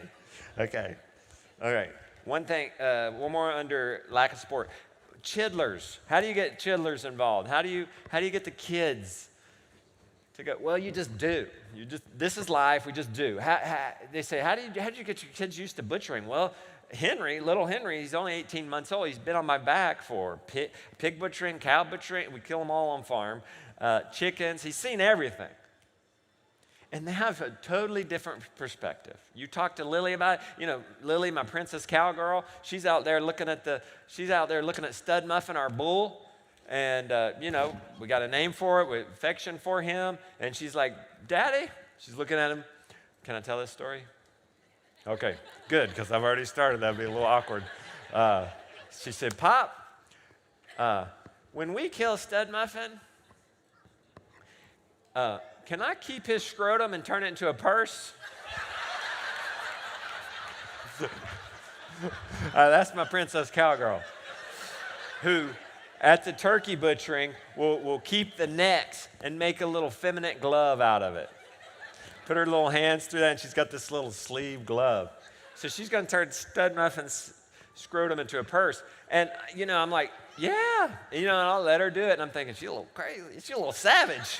It's a little savage here. We've gone beyond cowgirl. We're into savage. Primal.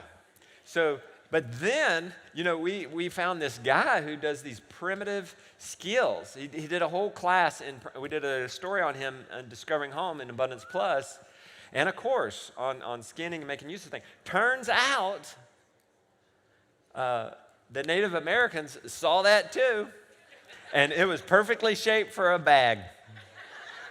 No seam, no nothing. They have been used for purses and bags, so Lily will have to get on that. But we'll call Sean. He'll have to come help us. Okay. What was that? Where did I go? That was not in the notes. That was a total bonus. Because I'm like invest in chidlers, so I don't know what that has to do with it. Oh, the butchering thing. Yeah, so just get them involved. Hey, Rebecca didn't butcher for the longest time, but somebody's got to keep the house clean. Somebody's got to prepare the meal. Somebody's got to help dry the birds. There's plenty of other jobs. Get out of the box. Just because butchering day, and a mentor taught me this. He said, get the kids involved when they're little, and even if they're playing, you're out there butchering and they're playing. They want to get in there. They want to pull out the guts and play with all the stuff, and let them do one or two birds when they're little, and then let them go play with their trucks, and then what happens? They're over there having fun with their trucks and their friends, and they're associating farming as something fun. not as something terrible and begrudging. So, I say invest in chidlers because they want to help. Here's the irony. They want to help when they're young. But let's be real, they're no help. This is what I tell people. Order 25% more chickens, 25% more seeds, and get the children involved. It's worth the investment. Because you're going to lose some. They're going to step on chicks. They're going to step on, they're going to plant seeds. You know, what might happen is, here's a good example. Joan and I were gardening. He was a little guy. Oh, Papa, can I help? Oh, and they love to throw seeds, but oh boy, that's crazy. You're going to come up with you'll go back there later, there'll be this one strip, or there'll be all this production here and everything else is bare. But in the end, who cares? What are we growing, chidlers or cabbages? Children is the answer, okay? For y'all drawing a blank, I'll help you with that one. Is it getting that late? Okay, so we're investing chidlers first. I was going somewhere with that, but I totally forgot where I was going. Okay, let's go one more. Boy, and then that'll be it. Or how much did I have? Did I have till 11 or 10:30? What did he say? 10:30. You want me to stop at 10:30? Okay, well then we'll do this one more. Lack of courage. And I'm going to say that's okay. Because what bravery doesn't mean you're not afraid. It just means you're doing it anyway. Does anybody know what Henry's middle name is? It's Brave. And I was vying for that to be his first name because I wanted to name him after his mother, Rebecca. She is the bravest. She is the bravest person I know. She is also the scaredest person I know. Okay? But she's so brave. She had to have Jonah in the hospital, was doing a natural, ended up with an emergency C-section, had the other 4 at home. Okay? And had Henry at home, was willing, you know what got us on the Great American Farm Tour? And this might help you in growing food. I dare you to ask yourself, what would you do if you weren't afraid? What would you do? Now, to counter that, fear is okay. Fear is nature's way of saying, be careful, watch out, don't get hurt. So you need to heed it. We don't need to be idiots. We need to listen to that fear. But people, I feel like when people are saying, well, I'm too afraid, I could never kill a chicken. I love it too much. Actually, that'd be the most loving thing you could do is give it that best life ever, and then you kill it yourself, quick and humanely. You be the one that walks away with pain, not them. That could be the most loving thing you would do. So in that case, this fear, it's okay. Just like suffering is okay. We have this idea that it's not. It's perfectly fine. So what you do is you take that fear, give it a name. Imagine it's this big gorilla. Or put it in the ergo. Put it on the back. That's what I carry all the kids around. Put that fear on the back and just go. Just keep going. It's not going away. It's going to whisper in your ear. On the way here, I told Lily, I'm nervous. Every time I get up, come to a meetup or get on stage, I'm nervous. And that's okay. Now, killing chickens, killing poultry, I don't know. Seems a little easier. Start there if you're afraid of killing something. Killing a pig, I'm nervous every time. Bullet could. I've heard horror stories of the bullet ricocheting or whatever. I don't want to miss. That's the last thing you want to do is not hit the brain and that pig's squalling around everywhere. So I got to wrap this up. So, listen to the fear, but then also push on, do what because just because you're afraid doesn't mean it's wrong. And sometimes you need to push through that and go. And it's okay. So embrace the awkwardness and fear. Just embrace it. Don't try to get rid of it. And, okay, I think that's all I had to say. In conclusion, I had someone out to the farm once, and they said, we were milking. And, oh, I can't wait till I get milk. I don't know if I was a grump that morning or what, it didn't quite sit right with me. And I said, well, if you want the milk, you better want the blood, sweat, and tears. You better want to move cows. You better want to find the water. You better want to check the electric fence every day. You better want to source hay. You better, all these things. Because guess what happens? It's you dream of this. You're all going to sit together and you've grown all this food and we're going to all sit around and eat it. And it's a wonderful experience. It really is.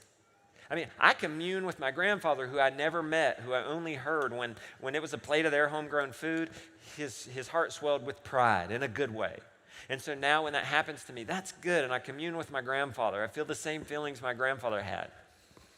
And that's good. But guess what? It's just like cooking. It took an hour to put the food on the plate and everybody eats it in 5 minutes. But growing food's even worse. Like, it took me, between getting on Greg Judy's waiting list for the lamb and then getting the lamb and then waiting till they're old enough to breed and then breeding them and then having a baby and then a year, 3 years. So I better learn to love the process. And that's going to be your secret to longevity, is finding joy in the journey. We used to say that on the farm tour. The journey is the destination, because we get caught up in hurrying and wanting to get there. But enjoy hearing the milk hit the pail.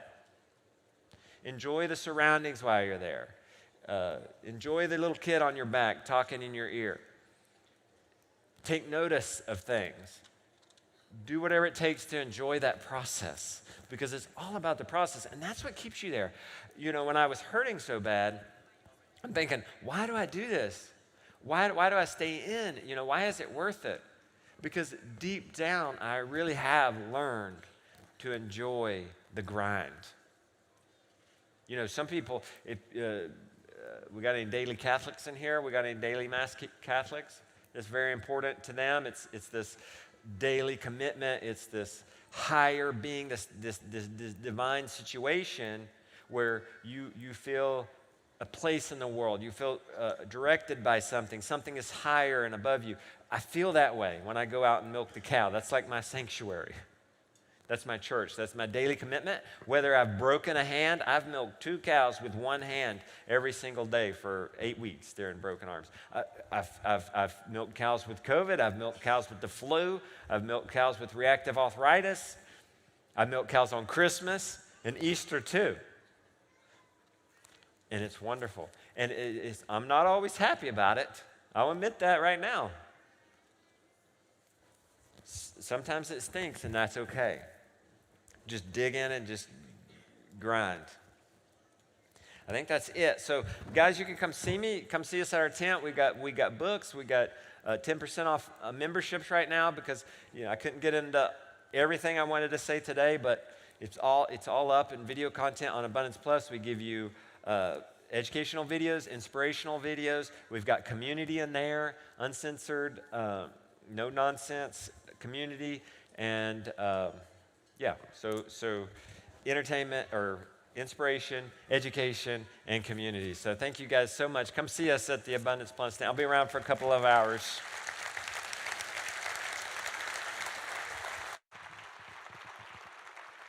Thank you, Justin. Give him another hand. He did 2 presentations in one.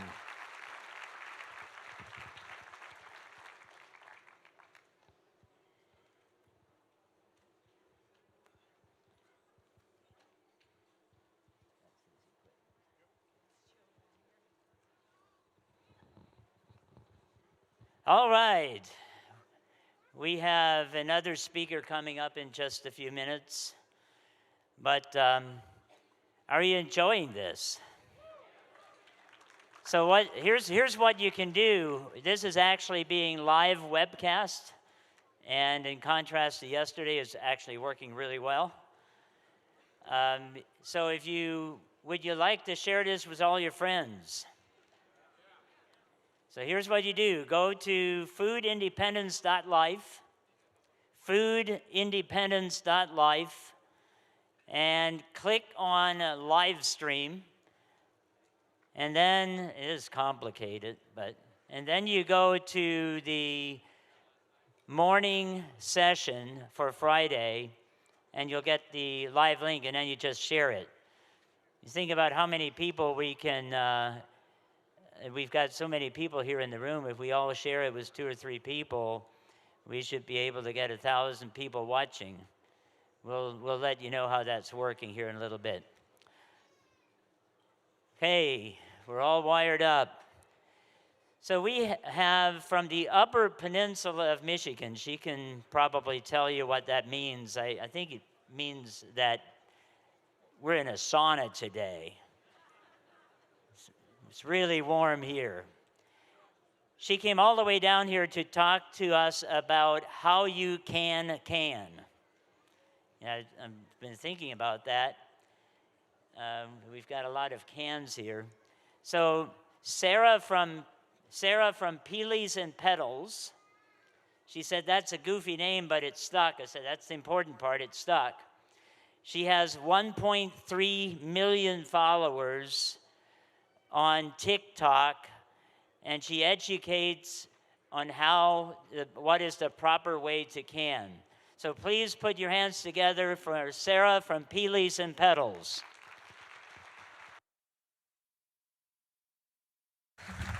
Thank you. Hello. It is a sauna in here today. We got our first frost last night. So, thank you guys for having me. I'm going to play with the clicker here for a second and see if my PowerPoint, okay, they're pulling it up. So I just wanted to start with telling you a little bit about myself, and I won't go into great detail, but I do live in the Upper Peninsula of Michigan, which people usually go, where is that? That's okay. The White House leaves us off the maps too. It happens.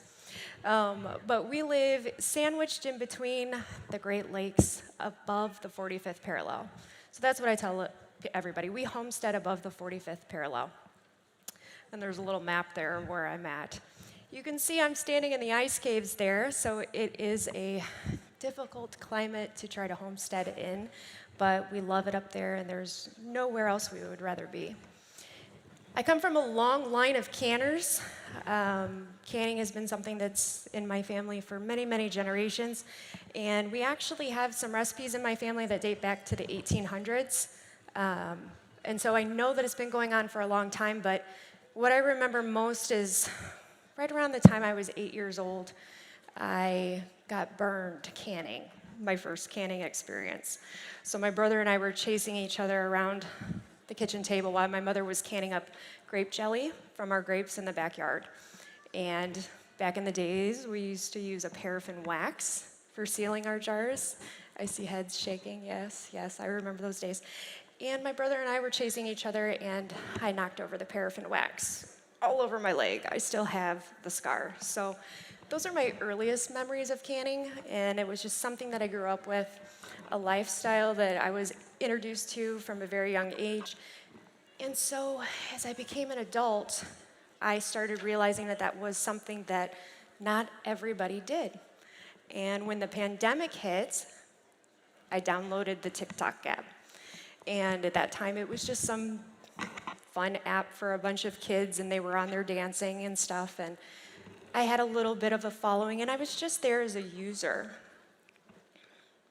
One of my friends said to me, "What are you doing today?" And I said, "Oh, I'm canning up some apple juice." And he said, "What do you mean you're canning apple juice? Like, what does that even mean?" So I explained it to him, and he said, "It would be so cool if you made a video showing people how to can apple juice." So I thought, okay. So I made this little short video. It was like 20 seconds long. It was very short. And that video went viral. In a couple of hours, it had millions and millions of views. And I had tons of followers.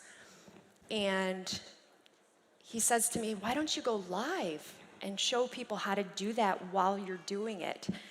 And I thought, nobody's gonna come to this, nobody's gonna wanna see this, right? I had like over 15,000 people instantly watching me on a live TV screen. You wanna talk about overwhelming, super overwhelming.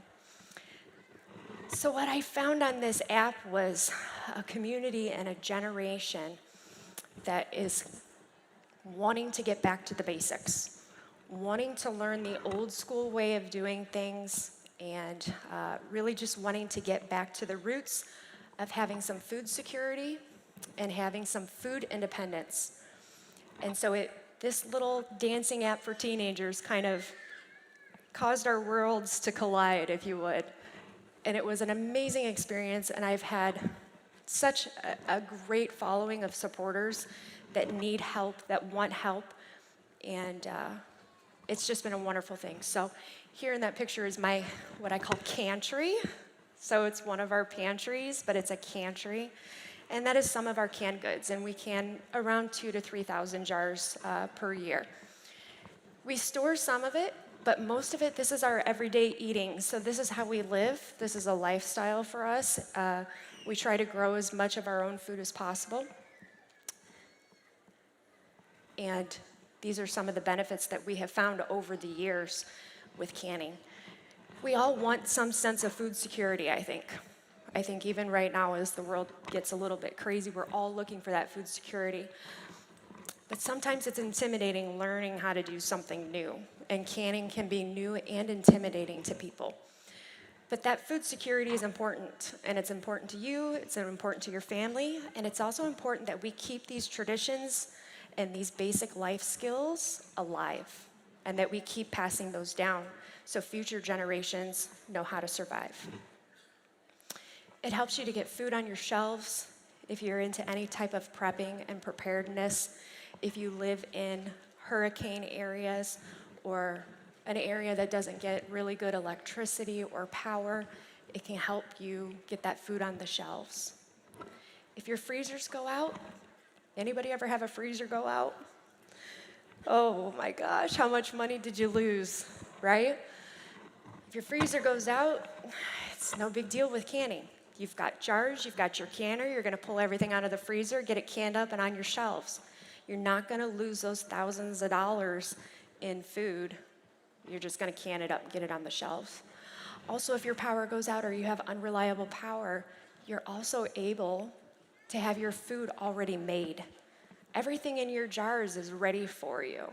It's already cooked. So it's another added layer of food security. I'll move over to nutrition. Food allergies.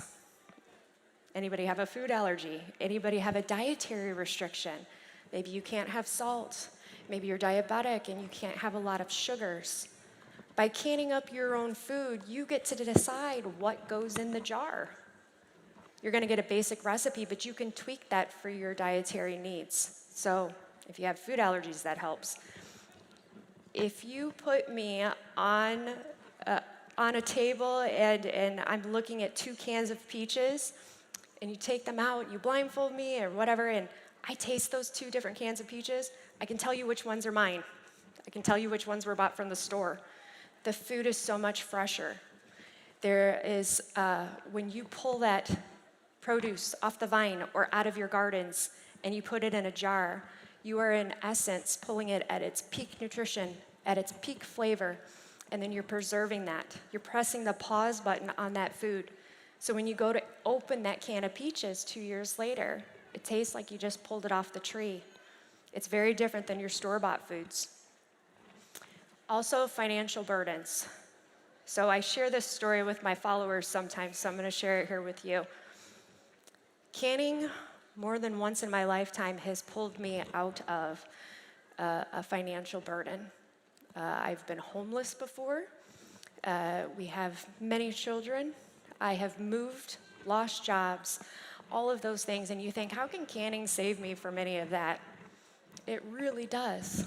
So when you're able to grow your own foods and preserve them, when you're able to bulk buy from your local farmers or your farmers markets, and you're getting these really fresh foods at really decent prices, and you can put those up on your shelves, it helps ease the financial burden of things in other areas in your life that need attention. Is that an initial cost there to get started? Yeah, it is, right? Canning's not cheap, jars aren't cheap, but once you have those things, it can help ease those financial burdens later on.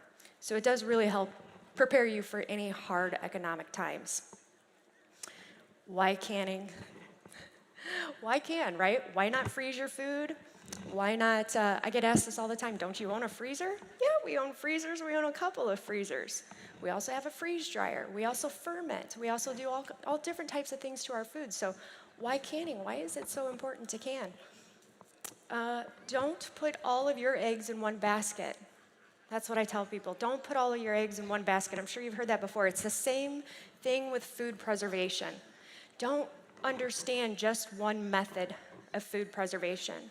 Because if that one method fails you, if your freezer goes out, that one method that you knew is no longer available to you. So learn all the things. Understand how they all work. If we're hooked to the Wi-Fi, and I don't know if we are, if you click that link, this is what I tell my supporters about why canning. I don't know if that's possible for me to do. We can go to the next slide if it's not. So there's two main methods that we look at in water bath canning, and I'm going to do a brief overview today of just the basics. We're not going to get into there's steam bath canning and open kettle canning and oven canning, and there's lots of different methods, but these are our main two. So these are what we're going to talk about. And I often get asked, why two methods, and when do I use which ones? So your water bath canner is for completely submerging the jars into water. We're going to bring that water up to a boil, and then we have a predetermined time that you leave that in the boiling water. And that's that big pot there. The other one is the pressure canner. This works with a different method. So this method uses much less water, and we're using that water to create steam, and then that steam creates pressure, and then that makes it safe for us to do things like our low acid foods. How should I store my foods, and how does canning work? Like, what is the science behind canning? It's really not that difficult, but some people find it a little intimidating. The temperature and the pressure are what kill the microbes in your food products. It's going to kill the microbes. And then what we're going to do is we're going to drive out all the air that's inside of the jar. How does your food rot? How does food rot? Air, right? And so you put your lettuce in the crisper drawer. What happens to it over time?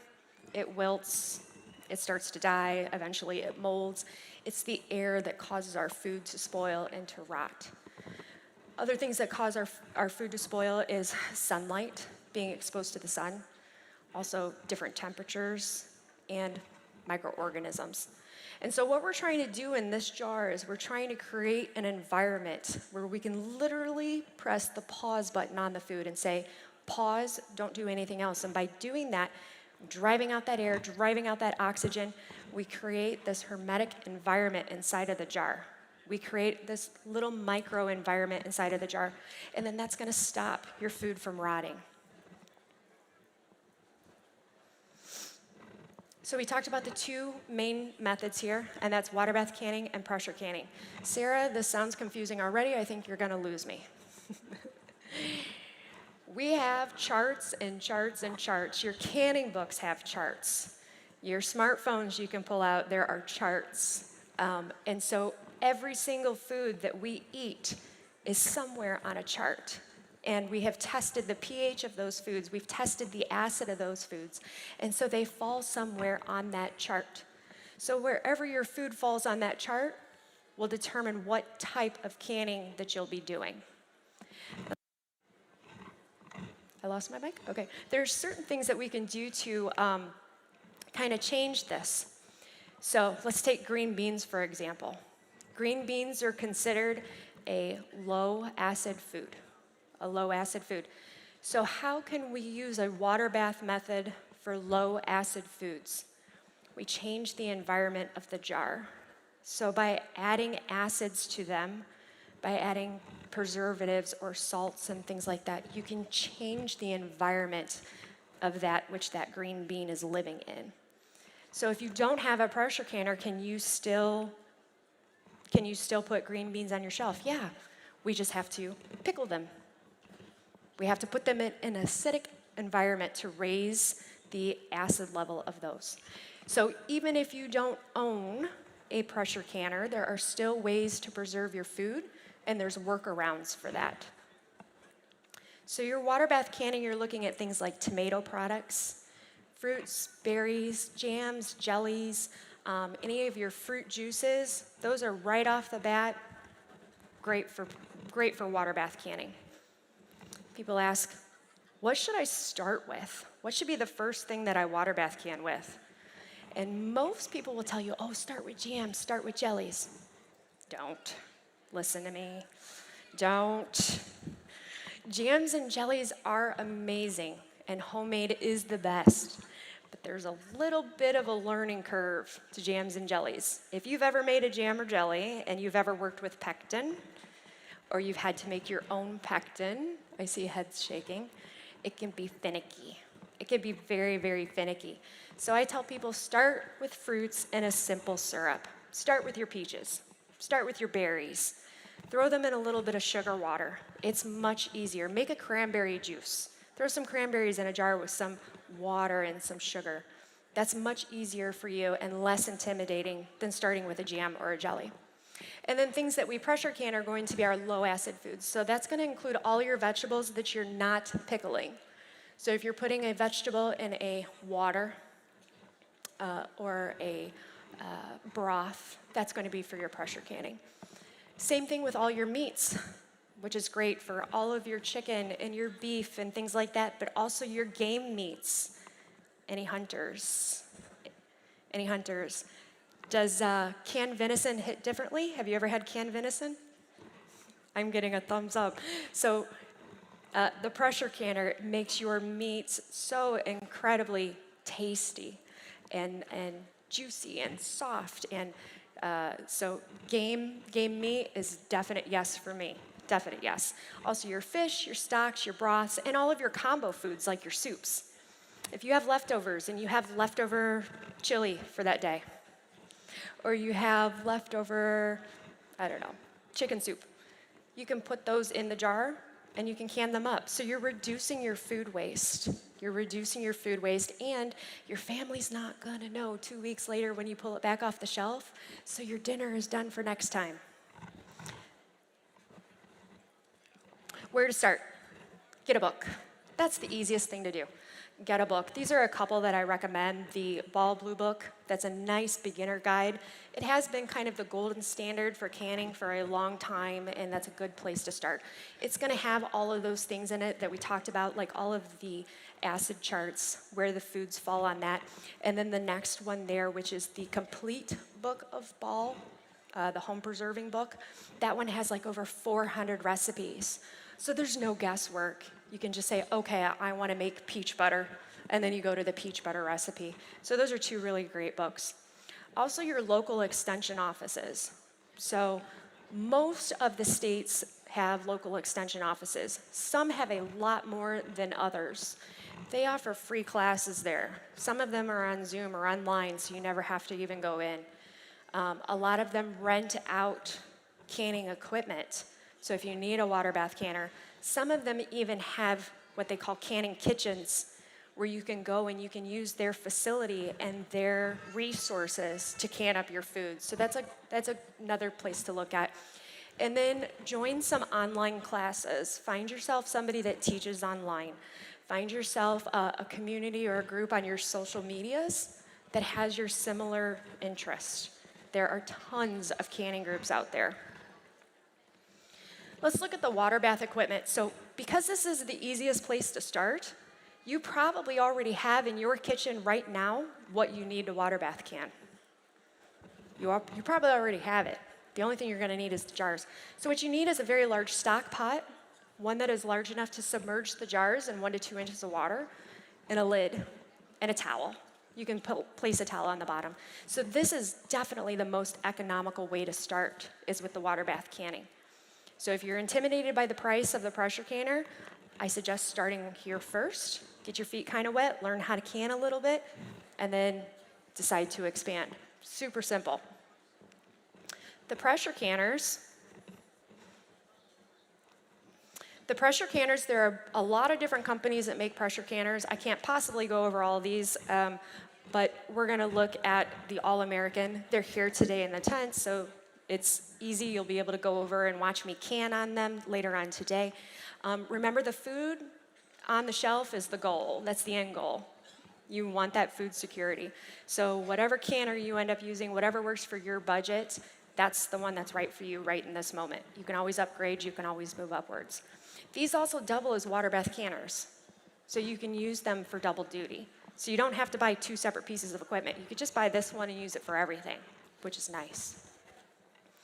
There's many different sizes in these. If you're looking at purchasing a new one of these anytime soon, make sure that your stove will allow for the size of the canner that you're looking for. Okay, I've had people come back to me and say, I bought the biggest canner they had, but I have a problem. What's the problem? I can't get it on the stove. So make sure that you're checking your stove's weight requirements, and if you have a hood or a microwave above that, make sure you're measuring that. The anatomy of a pressure canner can look kind of scary, but really all it is a large pot with a very special lid. And it's that lid where all the magic happens. It's what creates the steam, it's what creates the pressure, and there's different types of lids. These pressure canners that we have nowadays are not the pressure canners that your mother was using or your grandmother was using. The technology of these has come a long way, and they have a lot more safeguards. I think one of the things I hear the most of is I'm terrified of the pressure canner. I'm terrified. I'll water bath all day, but that pressure canner, I don't know, that's too intimidating.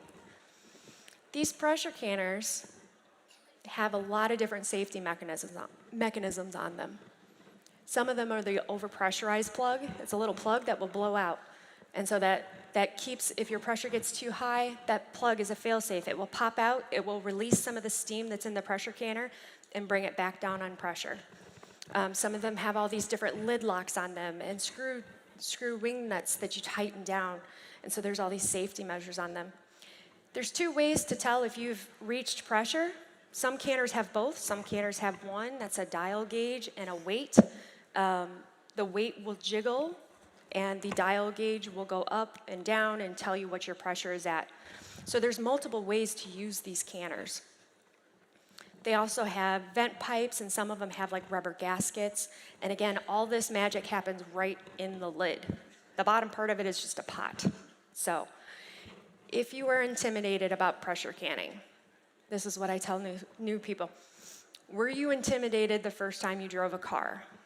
Were you intimidated the first time you fired a firearm? Those things are intimidating. Why are they intimidating? Because it's something new. It's a new piece of equipment. We've never used it before. You get behind the wheel of a car for the first time. Periphery doesn't exist, right? We're all looking at the yellow line. I've got to keep this car in the yellow line. I can't look around me. I hope everybody else is driving safe because I can only look here. And that's what happens when you start pressure canning. You're going to be following your manual. You're going to read that front to back many times, and you're going to get comfortable with those steps. But just like in driving, when you're driving your pressure canner, the more you do it, the more automatic it becomes. The steps are the same. They repeat over and over again. So you don't have to learn something new every time you're using a pressure canner. It's the same steps. You're just changing what's in the jar. Canning accessories are really nice. Layman's is here today, and they've got lots of canning accessories for you guys to look at. But the two main things that I say you should probably start with is this funnel and the jar grabber. That jar grabber helps you get the jars in and out of the hot water, makes it nice and safe for you, and the funnel helps to get the food into the jars without making a big mess, unless you're me. I make a big mess no matter what. Canning chaos is what I call it. Mason jars, where do I get my mason jars? I think I get asked this a lot. Mason jars, where do you get them? You can get them anywhere. But what I do is I try to buy secondhand as much as possible, right? Because canning can be a big expense, especially when you're just starting out and you're like, okay, one pack of jars is gonna cost me, $15. That's a lot for 12 jars. Start doing the math in my head. Okay, I want to can 2,000 jars this year. That's a lot of money. So look on your Facebook marketplaces, look on your Craigslist, do your research, put a little bit of work on the front end, you're gonna save a lot of money on the back end. And that's what I did, and that's how I have my stocks and stocks of jars. The other thing is tell your friends and family that you're getting into canning. That helps too. You don't know if the neighbor down the street has a whole basement full of jars that they're not using. I can't tell you how many times somebody's like, I have a couple boxes of jars, you wanna come get these? And then I go down there and it's like I've hit the mother load of jars. I'm like, you said a couple boxes, there's thousands of jars down here. So you never know who has jars stashed away somewhere. How do you pick what jar size to use? That's gonna depend on how big is your family? How much food are you gonna be eating? So for us, we can primarily in the pints and the quart-sized jars, and then we use the smaller jars for things like fish and jams and jellies and things that are sweet. Two-piece lid system is the most commonly used in the United States. I work with a lot of canners in Europe and Australia and New Zealand and kind of all over the place, so I've got a good grasp on what is available all around the world. But here in the United States, we primarily work on this two-piece lid system. The ring of the jar is what goes on top of the flat. I think you guys all know that, right? But that ring is just a placeholder. It just holds that lid in place while you're processing it. And we want that ring to be a little bit loose, shouldn't be cranked down too hard because remember, we're trying to push all the air out of these jars. And so to do that, we need, on a microscopic level, that little flat piece to kind of bump up and down while it's releasing the air out of the jar. That's the most common way, these two-piece lid systems. We also have reusable lids here in the United States. They are a BPA plastic-free lid. There's a couple companies that make those, and they're reusable over and over and over again. They do have a slightly different process. They do need to be heated, the rubber needs to be heated. So make sure whenever you're using a new product that you're always reading either the instruction manual or the box to tell you how that specific product works.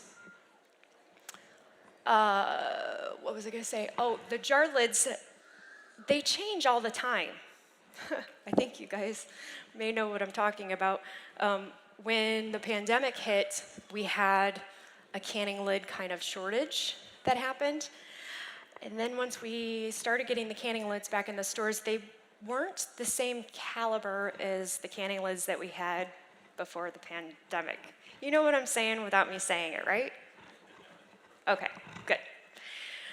And so we were all, I think, looking for an alternative. I have people that are like, I've been canning 30 years, and out of every 10 jars, 4 are not sealing.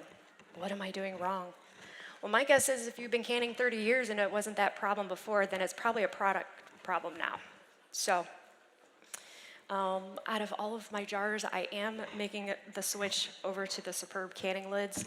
I've had great success with them, and I have purposefully tried to make them fail over and over again. I did get one to fail, one. It was tomatoes, and I packed it really, really tight. I gave it 0 headspace, and I finally got a lid to fail. I cannot say the same for the other companies that I had been previously using. And I did a lot of testing in my own kitchen. I have a lot of videos on that on my TikTok if you want to check those out, where I tested the lids against each other. I even took the pre-pandemic lids and tested them to the lids that we're getting now. They are, in fact, very, very different. So anyways, that's enough about the lids. But we do have a better product now, it seems, and so that's what we'll be changing to. Let's talk a little bit about altitude, because this is probably one more confusing thing to new canners. What happens to the boiling temperature of water when you go up in altitude? Yeah, I heard somebody say it. It changes, right? It goes up. So we have to change our methods based on where you live, or where you're doing the canning at, I should say, because maybe you're canning at grandma's house in a different state, and that's a different elevation. So before you start your canning, you want to Google search just your zip code. Zip code, I know I say that word funny, youper, I'm a youper. Your zip code and your elevation. And just put those two words together, it's gonna tell you what elevation you're canning at. So as you go up in elevation, it's going to change one of two things depending on which type of canning you're using. If you are water bath canning, it's going to change your time. So you're gonna start adding on time to your canning. That's usually in 5-minute increments. If you're pressure canning, it's going to increase your weight. So water bath canning, increase time. Pressure canning, it's gonna increase the weight. If you look at this chart that I have here, again, you can find these on Google, real simple search. The weighted gauge and the dial gauge, sometimes those are two different numbers. And we always say +2, -2 around on the dial gauge. So if your recipe calls for a 10-pound weight or 10 pounds of pressure, but then the recipe gives you an 11, you're like, whoa, this is too much math. I haven't had enough coffee, stop. It's because the dial gauge and the weight can read two different numbers. Confusing enough? The dial gauge is a visual representation of what's happening inside the canner. So in canning, we say that's not the biblical number. It's just the one to kind of help us visualize what's happening on the inside of the canner. But the thing you really want to rely on is the jiggling of the weight. If your weight is jiggling, then your canner has mechanically hit the pressure that it needs to be at, because that weight won't jiggle until it hits that pressure. So if your dial gauge is off by 1 this way or 1 that way, that's okay. Is your weight jiggling? Can you hear that jiggling? And hopefully you're standing somewhere near the kitchen and you're listening and you're not in the living room, right? We want to pay attention to our canners while they're going. An experienced canner will tell you we can walk away from the canner as long as we're within earshot. That's basically what I do. I only trip on the dog about once a month if I hear the canner making a weird noise and I go jetting into the kitchen at warp speed. But you want to be within an earshot of that jiggle. So perfectly normal to see the dial gauge read slightly different than your elevation, but always be paying attention to your elevation charts. We talk about this a lot in my online classes. Where can I store this stuff? Because I have people from Florida and their storage conditions are different than Nevada, different from Canada, different from Hawaii. And what we're looking for here is an area that is consistent in temperature. You don't want any rapid swings in temperature on your jars. The worst thing you can do to a jar or a jar lid is have it 60 degrees and then 80 degrees and have a big swing in temperature, because that glass is going to remain the same. The glass does not flex, but what does flex? The lid, right? The lid. And you want those lids to stay sealed. So if you can keep them in cool temperatures, if you can keep them out of direct sunlight, because remember from the very, very first part of this, sunlight, enemy, keep them in a dark space. If you're only using a bedroom or like I like to say a pantry, I put one of those UV film filters over my window with the light canceling curtains. That seems to work well. If you're storing them under a bed or in a closet or somewhere where you can shut the door, keep out the UV rays. That's really good for your food. Nothing below freezing. If you can help it, if you can stay away from it, you don't want your food freezing in the jars, and you definitely don't want to expose your lids to freezing temperatures. And then I think the most common question ever, what is the shelf life? Everybody wants to know, what's the shelf life? What's your environment? That's the easiest answer to that question. What's your environment? Are you keeping them stored in a cool and dark location away from sunlight? Because your jar is going to have a longer shelf life than one that is not. Also, are you just storing your jars of food just to store jars of food? I hope not. I hope you're eating what you're canning and rotating. So in my house, it's a 1 to 3 year rule. We like the 1 to 3 year mark. Have I had tomatoes that are 25 years old? Yep. Were they good? Were they safe? Those are two different words. Those are two different words. Were they safe? Yes. I'm still standing here, right? The big scary bee botulism word didn't get me, but they were nasty. Nasty. So yeah, can you store it indefinitely? Probably. Probably. You probably can. Are you going to get good nutritional value out of it? No. Is your tongue going to be happy? No. Is your trip to the bathroom later going to be happy? Probably not. So you want to be rotating your food. 1 to 3 years. That's what I tell most everybody. 1 to 3 years. Just keep rotating your food, keep eating it. Eat what you can and can what you eat. If you are putting up 60 pounds of asparagus and nobody in your house eats asparagus, what are you doing? What are you doing? People will say, well, why don't you can, I don't know, carrots. I don't like carrots, that's why. I don't like them. I can them for my family, but I don't eat them. So eat what you can and can what you eat. It's gonna stay good as long as you treat it good. As long as you keep it in that good environment, it's gonna be there for you. I teach a lot of these classes online through my TikTok, through Eventbrite. I do a lot of one-on-one consultations, especially for people that are just starting out, so I can help people gain that food security. My goal for my channel, my goal for my content, my goal for my supporters has always been to be accessible to them and to help people gain food security. So sometimes I may walk on a stage and they're like 1.3 million followers. Like, how does that happen? Listen, I still don't know how. I don't understand it. But what I do understand is no matter how large my following and my support gets, my number one goal is to help the next homeless person get themselves out of hock. That's me. That's my goal and that's my promise to my supporters and my followers. And so I teach a lot of these classes. How can I help you?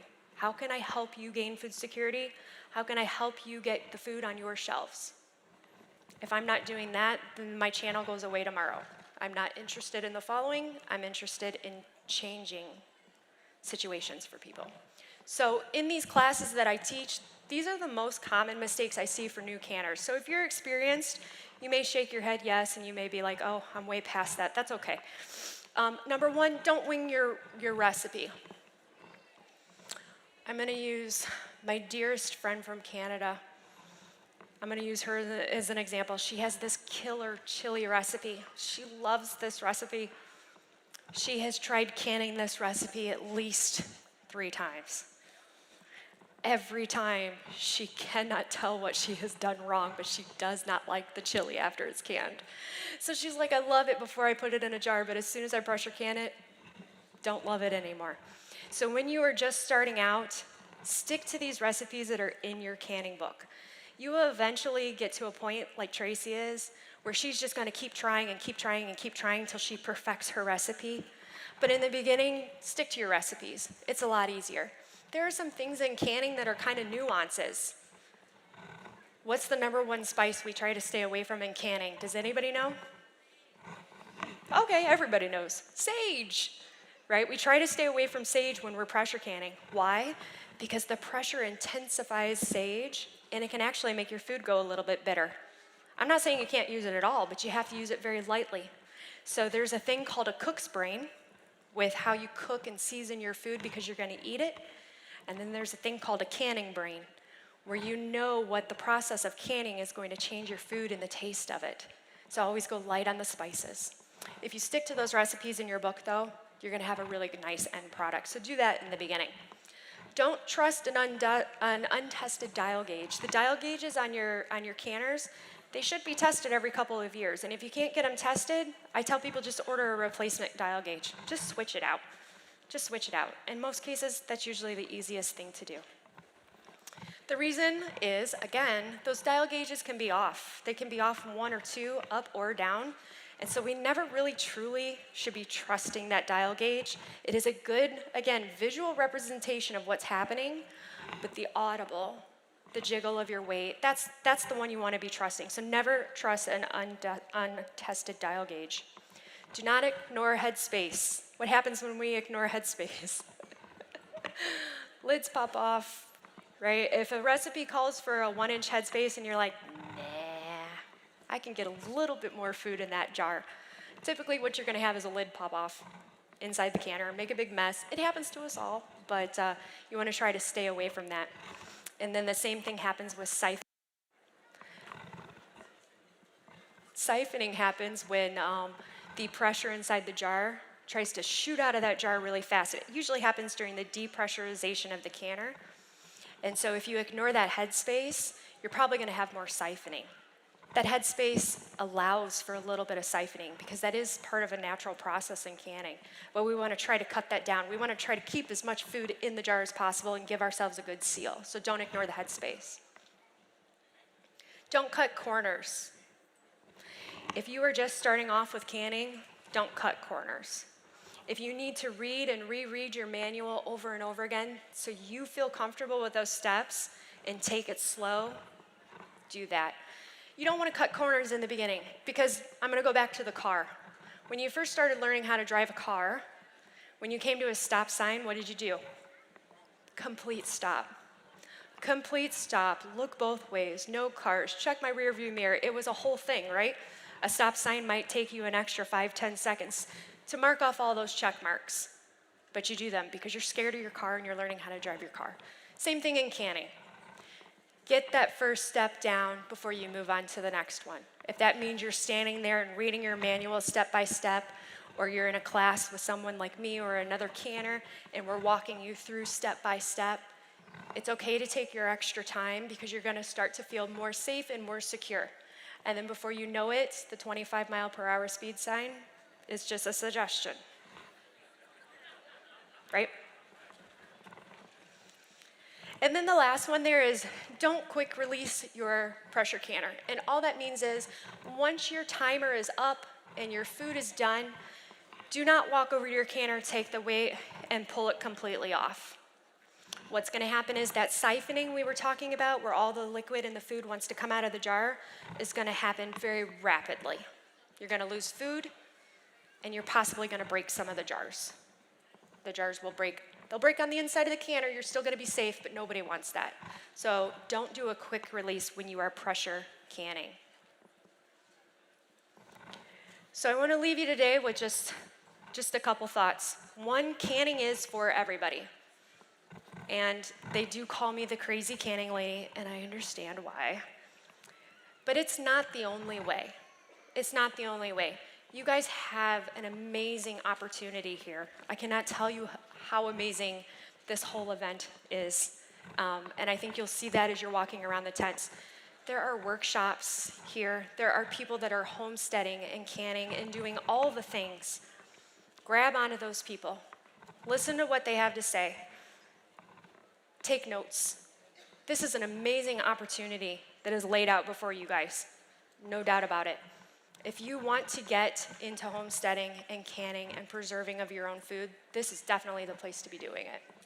All right, I've been to a few things. This is definitely a great place to be. The second thing is learn the resources to replace what you use. We can all stockpile food. Every one of us can stockpile food. But you are going to have the knowledge to replace what you use. So learn how to grow, learn how to save your seeds, learn how to homestead, raise your animals, take care of them when they're sick, and learn how to replace the food that you're going to be using. So thank you guys so much for having me. Here's all my social medias if you need them. Have a great event.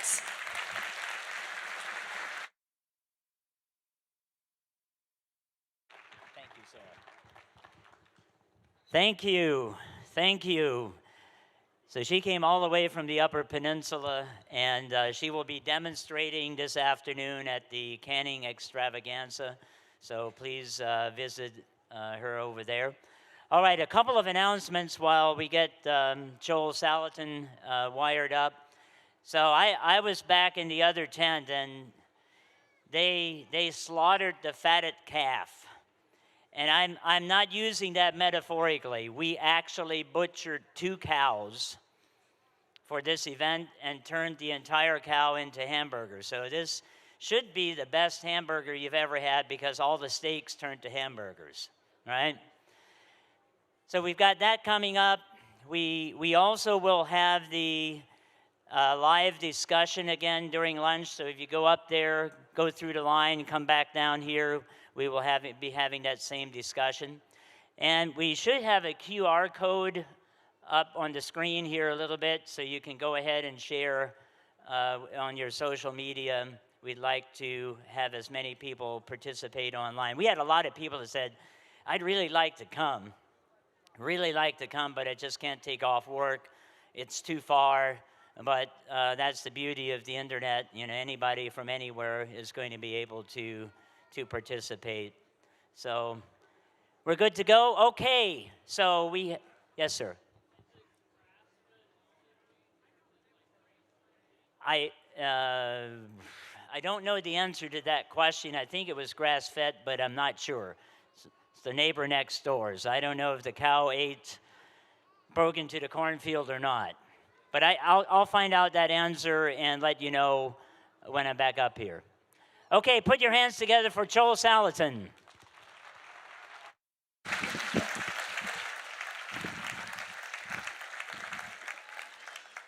Hey, can you stand one more? I'm gonna move this. I like to get close to people. I don't like to be far away. Good. Well, are we having a good morning? Yeah, it's a good morning. Okay, get my watch off here so I can watch what I'm doing. I'm going to compress an hour in about 25 minutes here.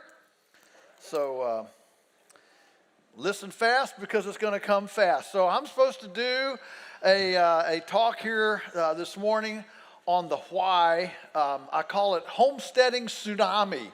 You know, we're in a homesteading tsunami. If you don't believe it, just go to Tennessee where everybody else is going.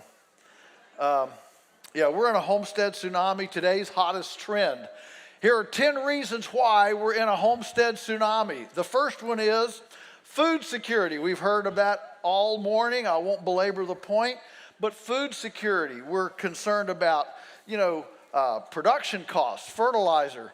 In fact, when I go home, I'll be going home tonight.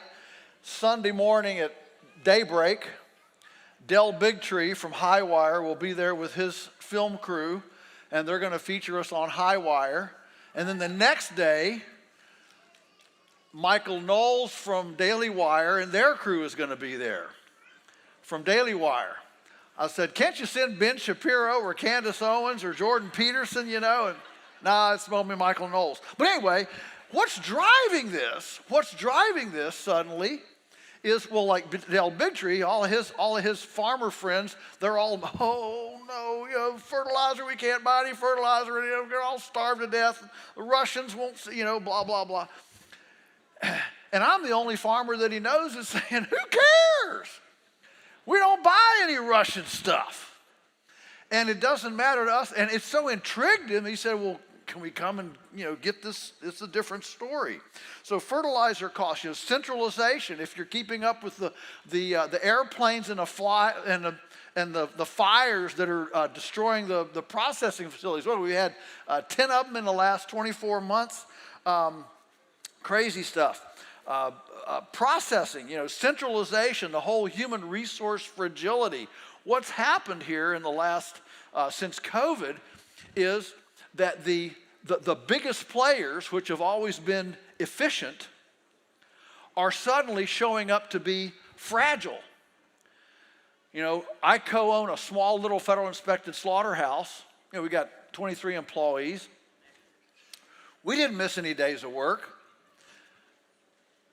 I don't sit here and lie awake at night wondering who's going to turn me into OSHA or Equal Employment Commission or the CDC or somebody for violating some quarantine procedure, that sort of thing. But the bigger the company, you got 1,000, 5,000 employees, you lie awake at night wondering who's conniving to, they didn't do the right quarantine thing. They brought me back a day before my quarantine, all this. And what it has done, catastrophes don't make trends. They just show up where a trend is already going. And so we've been living with just-in-time inventory and centralization, and now the new phrase is not just-in-time inventory, it's just-in-case inventory, which of course exacerbates the inventory problem because everybody's trying to, get more inventory. And I mean, I'm trying to get 3 books reprinted right now. They can't get paper. They can't, for years and years, we could always get a book reprinted in 30 days. Now it takes 90 days. Why? Because there's no paper. All the fiber industry has gone into cardboard with contactless retail.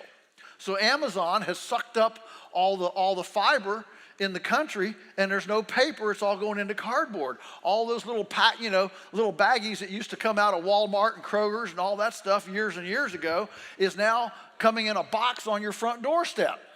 And that has so hiccuped the fiber industry that there's no paper. Process, distribution, supply chains. I mean, we're all seeing that. Inventories.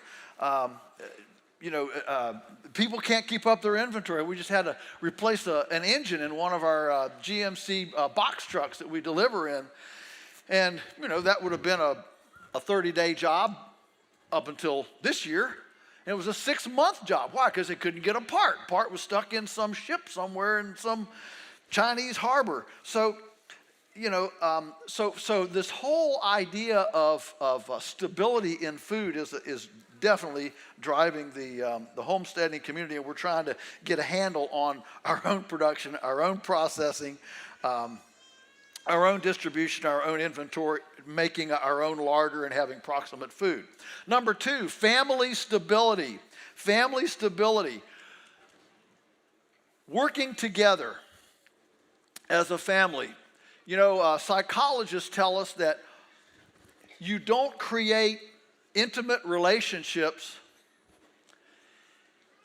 until you go through crisis together. It is hardship that creates relationship, and that is why the military soldiers that come, they develop lifelong friendships. Nobody has almost as deep a friendship as soldiers who've been through battle together. Why? Because it's hardship, and hardship creates relationship. And so this yearning in the human spirit and families now to create family stability is moving people to a place where we want to work together, we want to solve problems together. The goats are out. I'll take with Justin's thing and run with a little bit. The goats are out. When people say, why don't you have goats? It's because we had goats. And when you're all standing there looking, and his goat's name was Hercules, but mine was the morning I woke up, and there were the 4 goats all placidly chewing their cud on top of the car. That's it. But that kind of hardship, the weeds are taking over the green beans. We all got to go out and we got to get the weeds out, and the toddlers are out there with this is the weed, that's the bean, and that hardship, working together, creates relationship. Self-actualization, affirming individual self-worth. We desperately have young people who need to know who they are. Well, how do you know who you are? Who you are comes from going out there on a cold day and breaking the ice out of the water for the chickens or the sheep, right? It comes from getting that last bale of hay in the barn. It comes from shoveling the manure, whatever it is. We don't have I think that today we've actually abused our children by denying them the opportunity to find out who they are, because they can't do jobs anymore. I mean, I'm thinking about had a customer out at the farm lately. She was an older lady, and she grew up in Washington State. And when Apple started going to Washington State, she said, when I was a kid, they would publish the schedule if you wanted spending money to go to the movies or whatever, or get a Christmas present for your parents. The apple picking the orchards would post the schedule, and they had a deal with the school buses, the public school buses. They weren't running in the summer, and they would run them through the city. And if you met a certain height and a certain age, you could go and stand and wait for the bus to come, and it would bus you out to the orchard. You'd pick apples all day. They'd pay you cash on the barrelhead. You got pocket money. You went home. I mean, that would be considered abuse today. I consider denying children that opportunity as abuse. Does that make sense? And that's what's driving. So we can't do that commercially now, but in our own families, in our own homesteads, we can create those self-actualization experiences. The breakdown of the family and the breakdown of feeling needed and pulling together on a project, and that breakdown of the family creates a breakdown in society. And I wonder how many of the societal issues we're facing today are as a result of young people not being actively engaged in self-actualizing, tactile, practical, functional living. We don't let them engage with adult experience. We don't let them make decisions. And so, life is just a lark on the screen. Number 3, another reason for homesteading the tsunami today is childhood development. And this is a little bit beyond the family stability idea. It's just developing a child with chores. I talked about this a little bit yesterday with responsibility, dependability, resourcefulness, and a can-do spirit. We run a very formal apprenticeship and stewardship program at the farm. We have these young people that come every year to learn, and one of our single biggest vetting issues is, are you creative? So you put some just have some blocks on the table there where you're doing an interview, and you say, oh yeah, I gotta go out and talk to somebody for a minute. So you step out the room. This is a contrived thing, and you're out for 2 minutes. You come back, and if that person's just sitting there at the table and those blocks are just sitting there, we don't want that person. Who can sit there with a bunch of blocks on a table for 2 minutes, nobody's around, and they can't at least play with them a little bit? Okay? Creativity. Can-do spirit. Get involved. Muscles. Do you realize that right now, 80% of American young people that are, how am I going to say this? 80% of American young people who are eligible for the military can't pass the physical. 80%. Now, I'm not encouraging everybody to go into the military, okay? But what does that say about a culture, about a nation, when 80% of our young people can't pass the physical to even try?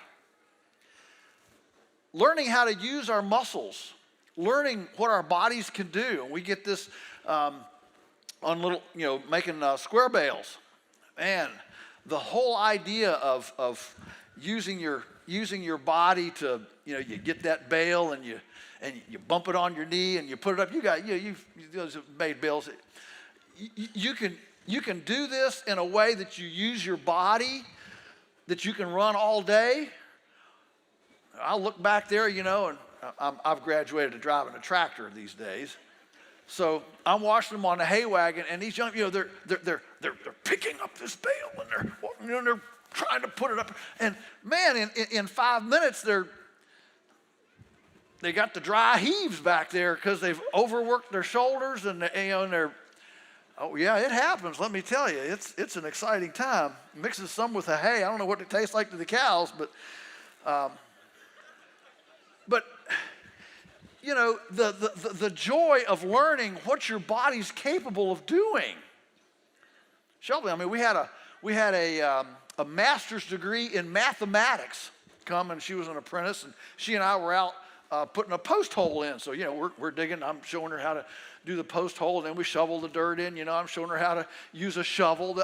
She's 37 years old, had a 6-figure income, but she got burned out fighting the expressway to get to the Dilbert cubicle at the end of the expressway to push money, fantasy numbers into cyberspace. There are people that don't enjoy that all their life.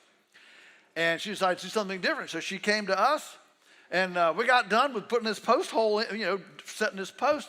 She just looked at me, she says, man, I had no idea there was so much involved in putting it in a post. But she learned how to run a shovel. She got a true PhD, post hole digger degree. Childhood development, these kids need to learn about reality, not just fantasy. They need to do humility. Nature is bigger than me.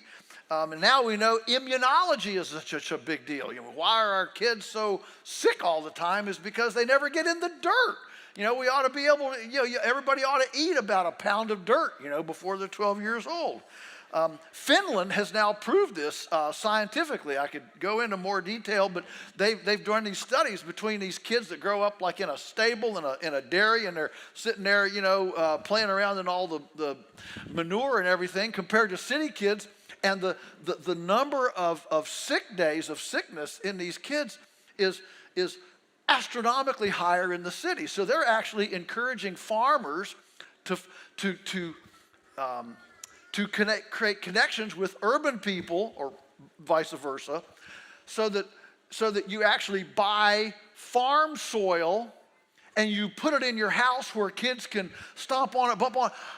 Anybody an entrepreneur here? I'm ready to go in business with you. What we need to do is create, welcome pads, like when people walk into house, welcome pads. We need a little kind of permeable burlap bladder that we can put compost and dirt in from our farms, like a subscription service. Every quarter, we'll put in a fresh shovel. We'll pour this out. We'll put in a fresh shovel, and for $30 a quarter. We'll run this replacement service, so all your kids will come in, they'll stomp on this, they'll get some dust, they'll get some farm, stuff in there, and build their immunity system. I expect that works a lot better than vaccinations.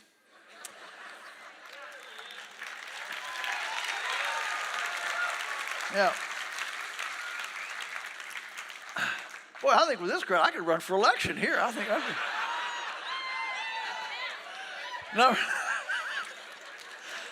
Number 4, that would be huge. Number 4, rural wealth, okay, rural wealth.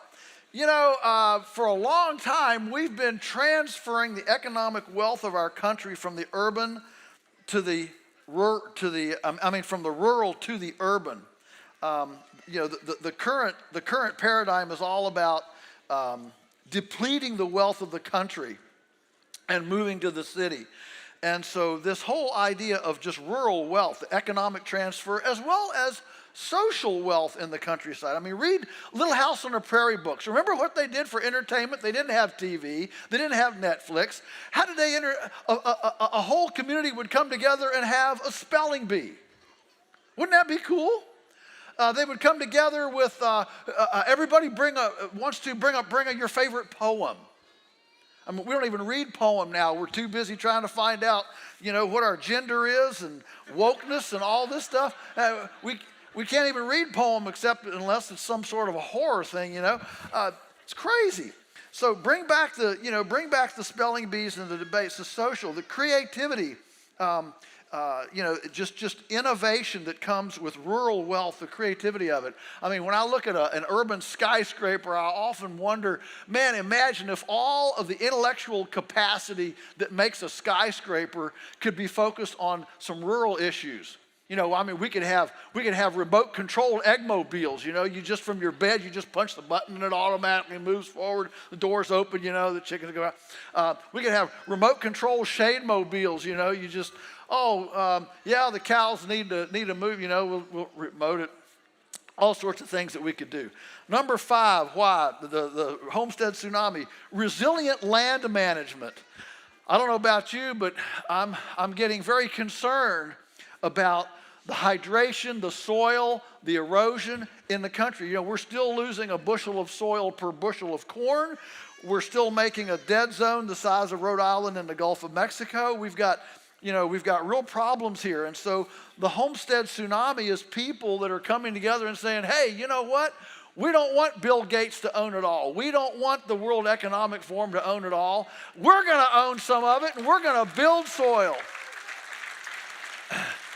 And we don't want monospecies. We don't want monocrops. We're going to have a menagerie of animals. We're going to have all sorts of things. We might even plant a little bit of kale on the edge. You know, Wendell Berry talks about the eyes to acre ratio, and he points out the chances of good stewardship on the land rise as we increase the eyes per acre ratio. Just think about, in our culture right now, we're trying to get all the eyes off of the acres. And I would suggest it's very hard to steward something that you don't know anything about and that you can't see. And so all of that's a value. Number 6, practical skills. Practical skills. This is what's running Michael Rowe, right? The dirty jobs guy. I mean, the guy is fantastic. But he's struck a chord in us because many of us are realizing that our culture has kind of marginalized people. We call them blue collar, you know, people that have calluses and splinters in their hands. You know, 40% of the population wants to work outside, be practically connected with their umbilical, and actually do dirty jobs. 40% of us. But the culture marginalizes us. And so, you know, what we're trying to do is, with this homestead tsunami, is we're trying to find the skills and make friendships among people who live proximate, who know how to grow things, fix things, and build things. Grow things, fix things, and build things. Because intuitively we understand if the wheels fall off, I want to be next to somebody. I don't care if they know how to make an electronic IT platform or not. What I need to know somebody who knows how to grow things, build things, and fix things. What I'm hearing now is, I hear so many people come up to me, they're just frustrated. They say, I just want to disentangle from the system. And I get the frustration. That's what's driving. That's a why of the tsunami. Number 7, home entertainment. Home entertainment. Man, how much do people spend on entertainment today? You live on the homestead and you get up in the early morning to go, you know, take care of chores. People all over the world pay big money to watch the sunrise and the sunset and the farmscape on our own homesteads. Don't ever get tired of it. This time of year when I go out and I'm seeing that dew and those spider webs, and the sunrise comes through those dew-speckled spider webs on that stockpiled grass that I know is going to feed the cows on into the winter.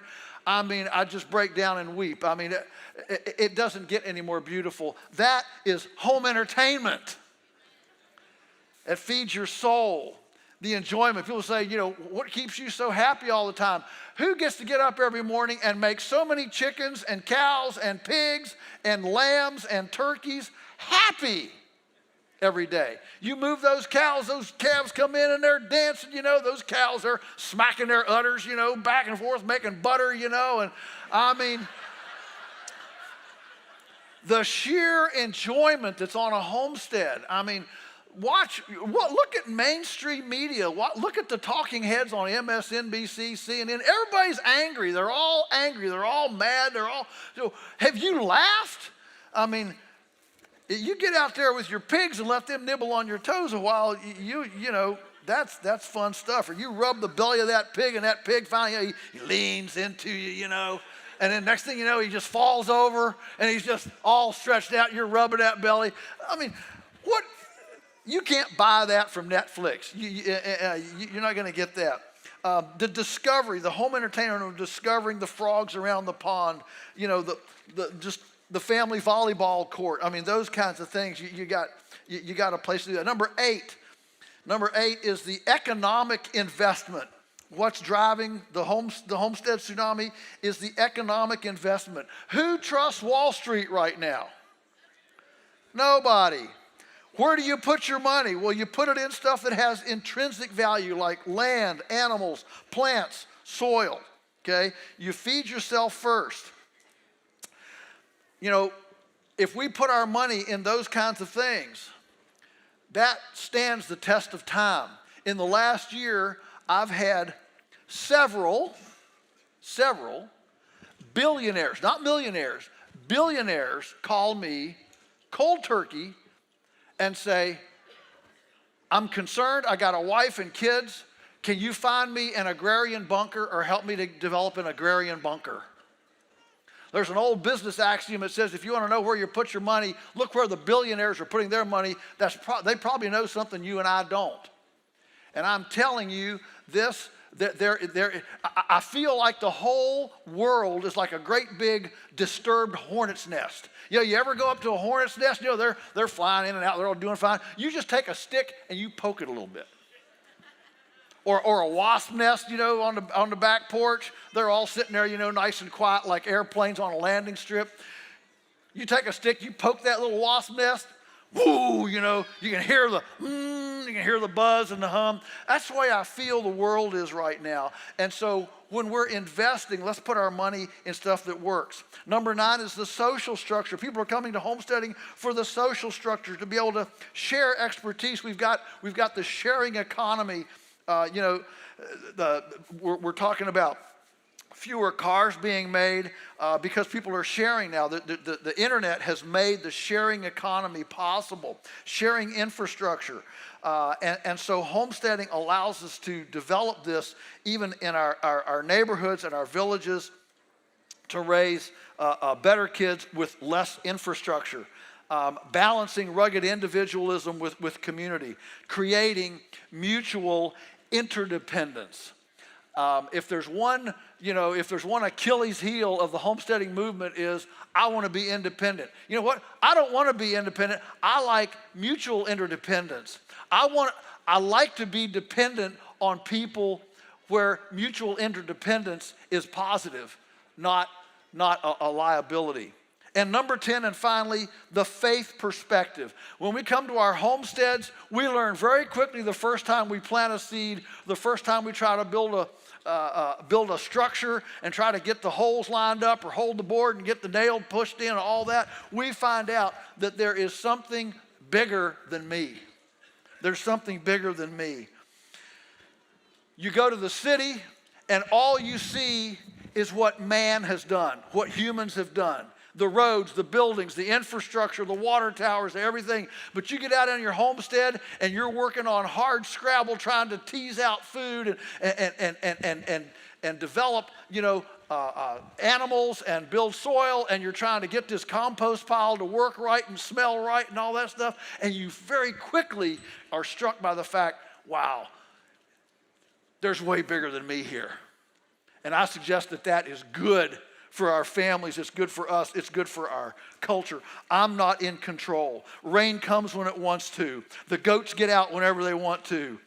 There's stuff going on, and so when we realize that we can then participate in this as hands and feet of a creator, of a benevolent creator who's created something. He didn't just give it though, he gave it with stewardship requirements. We get to step into that place and find meaningful, sacred, honoring work in stewarding along the Creator to return Him a greater return on investment. That is a great ministry, that is sacred, and that still attracts young people and is big enough. It's a big enough vision and a big enough cause to attract the next generation. God help us to do it. Thank you for letting me visit with you. Now may all of your carrots grow long and straight. May your radishes be large but not pithy. May tomato blossom end rot affect your Monsanto neighbor's tomatoes.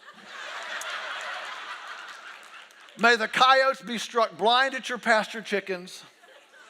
May all of your culinary experiments be delectably palatable. May all of your superb lids pop. That's a new one, by the way. May the rain fall gently on your fields, the wind be always at your back, your children rise and call you blessed. May we all make our nest a better place than we inherited. God bless you. Thank you very much. Thank you. Thank you.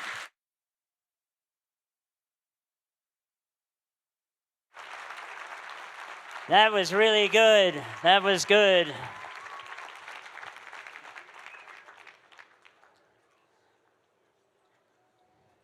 I won't keep you long, but I do have a couple thoughts that I want to share with you that I hope will help you go from here and do things that you've never done before. And it really comes down to, what does it take to get to yes, I can, instead of I don't think I can do that. You know, if you came here and you feel a little bit overwhelmed with all the information that is available to you and you're thinking about that, I just want to give you a couple of tips. And I say that from experience because when we said yes, we can to this event, we had no idea about the obstacles ahead of us. One of the biggest ones you're sitting in right now. We realized that we did not have a tent big enough to host. So we had a big meeting right up here on the platform with the tent people. Arise, they do a great job. And we were trying to figure out how we put tents together, and it just wasn't working. So Brian Graber from Arise Tent said, let me make a phone call. He made a phone call, and we found this tent out on the East Coast. We bought it, or I should say Marcus bought it, and had it shipped here. So that was obstacles were in front of us over and over again, and we embraced it, and it got done. So I'm just going to give you a very simple formula that has worked for me. I'm just an Amish guy that lost his hat. I'm like a turtle on a fence post. You know, a turtle doesn't get on top of a fence post by himself, and he probably shouldn't be there. That's me, okay? You need a lot of help. We need the help of people around us. So here's what you do. Just do what you can. And don't make it complicated. Just do what you can with what you have, where you are at. And when you do that, the amazing thing that happens is it begins to build because you're doing what you can. You really cannot do any more than that. A lot of people are paralyzed by the fact that, I can't do what I want to do because I don't have the resources to do. So they end up doing nothing. And that is a formula for failure, because if you do nothing, then nothing will happen. So I'd just like to encourage all of you to do what you can with what you have, where you're at, and dare to make some mistakes. Jesus Christ said that we are to become like little children. You know how kids learn how to walk? They tumble over, they keep tumbling over. And of course, you say, well, if the little bitty guy falls over, it's not going to hurt him that much. If you just do what you can with what you have, and if you make a mistake, it's not going to hurt that much. It'll hurt a little bit, but you'll learn something from it. So dare to make mistakes. Do what you can with what you have, where you're at, and please come back next year and tell all your friends. Now I've got a couple announcements to make. So we will be having, as I mentioned before, the dinner discussion around the table. So what we're going to do, they have the fatted calf slaughtered, ready to go. Believe me, it is really good. I tested it last night. Oh, I do have one story. So Ricky Skaggs was here for the concert last evening, and his son married a Gingrich from this area originally, so he was very interested in seeing the area. So I had Marcus Yoder up at Behalt. If you're from outside this area and you want to understand our community and culture, you need to go to Behalt and see this fabulous painting. So we're on our way to Behalt, and Ricky goes, John, you know, I'm kind of a prodigal. You know the story of the prodigal son? I said, yeah. He said, what happened when the prodigal came back? I said, well, the father ran out to greet him. He said, yeah, I know. And what happened then? I said, well, they had a party. And he goes, and I'm thinking, okay, what's the right answer to the question? Does he want me to talk about the dancing and all the things the music and all the things that were going on? And then he said, well, here's the thing. They slaughtered the fatted calf. And I said, okay. He said, I looked at your guide, and I understand you slaughtered the fatted calf, but I'm not going to be here tomorrow. Hint, hint. You know, I'm not the smartest guy in the world, but I got that hint. So I said, let me try to fix that. So the Bylers got into action. So last evening, after the concert, we made these big, large slabs of the fatted calf, and they were just ecstatic. I think sometimes we don't realize, you look at these people and you say, oh, they're celebrities. They're just people like everybody else. And one of the guys said, you know what? I haven't had proper food for weeks. So we put it on a plate, and you're about to enjoy the same thing, so we're going to be eating here in a minute. I'm going to ask a blessing on the meal if you don't mind. Heavenly Father, this has truly been a very blessed event. We thank you and ask you to bless all the people that have been here. We pray that you would bless our food, that it would nourish us, and that the rest of the day everything would be done to your honor and glory. We pray this in Jesus' name. Amen. And I'm going to let you go, because if there's one thing I've learned, don't get in the way of people that are hungry. Thank you very much.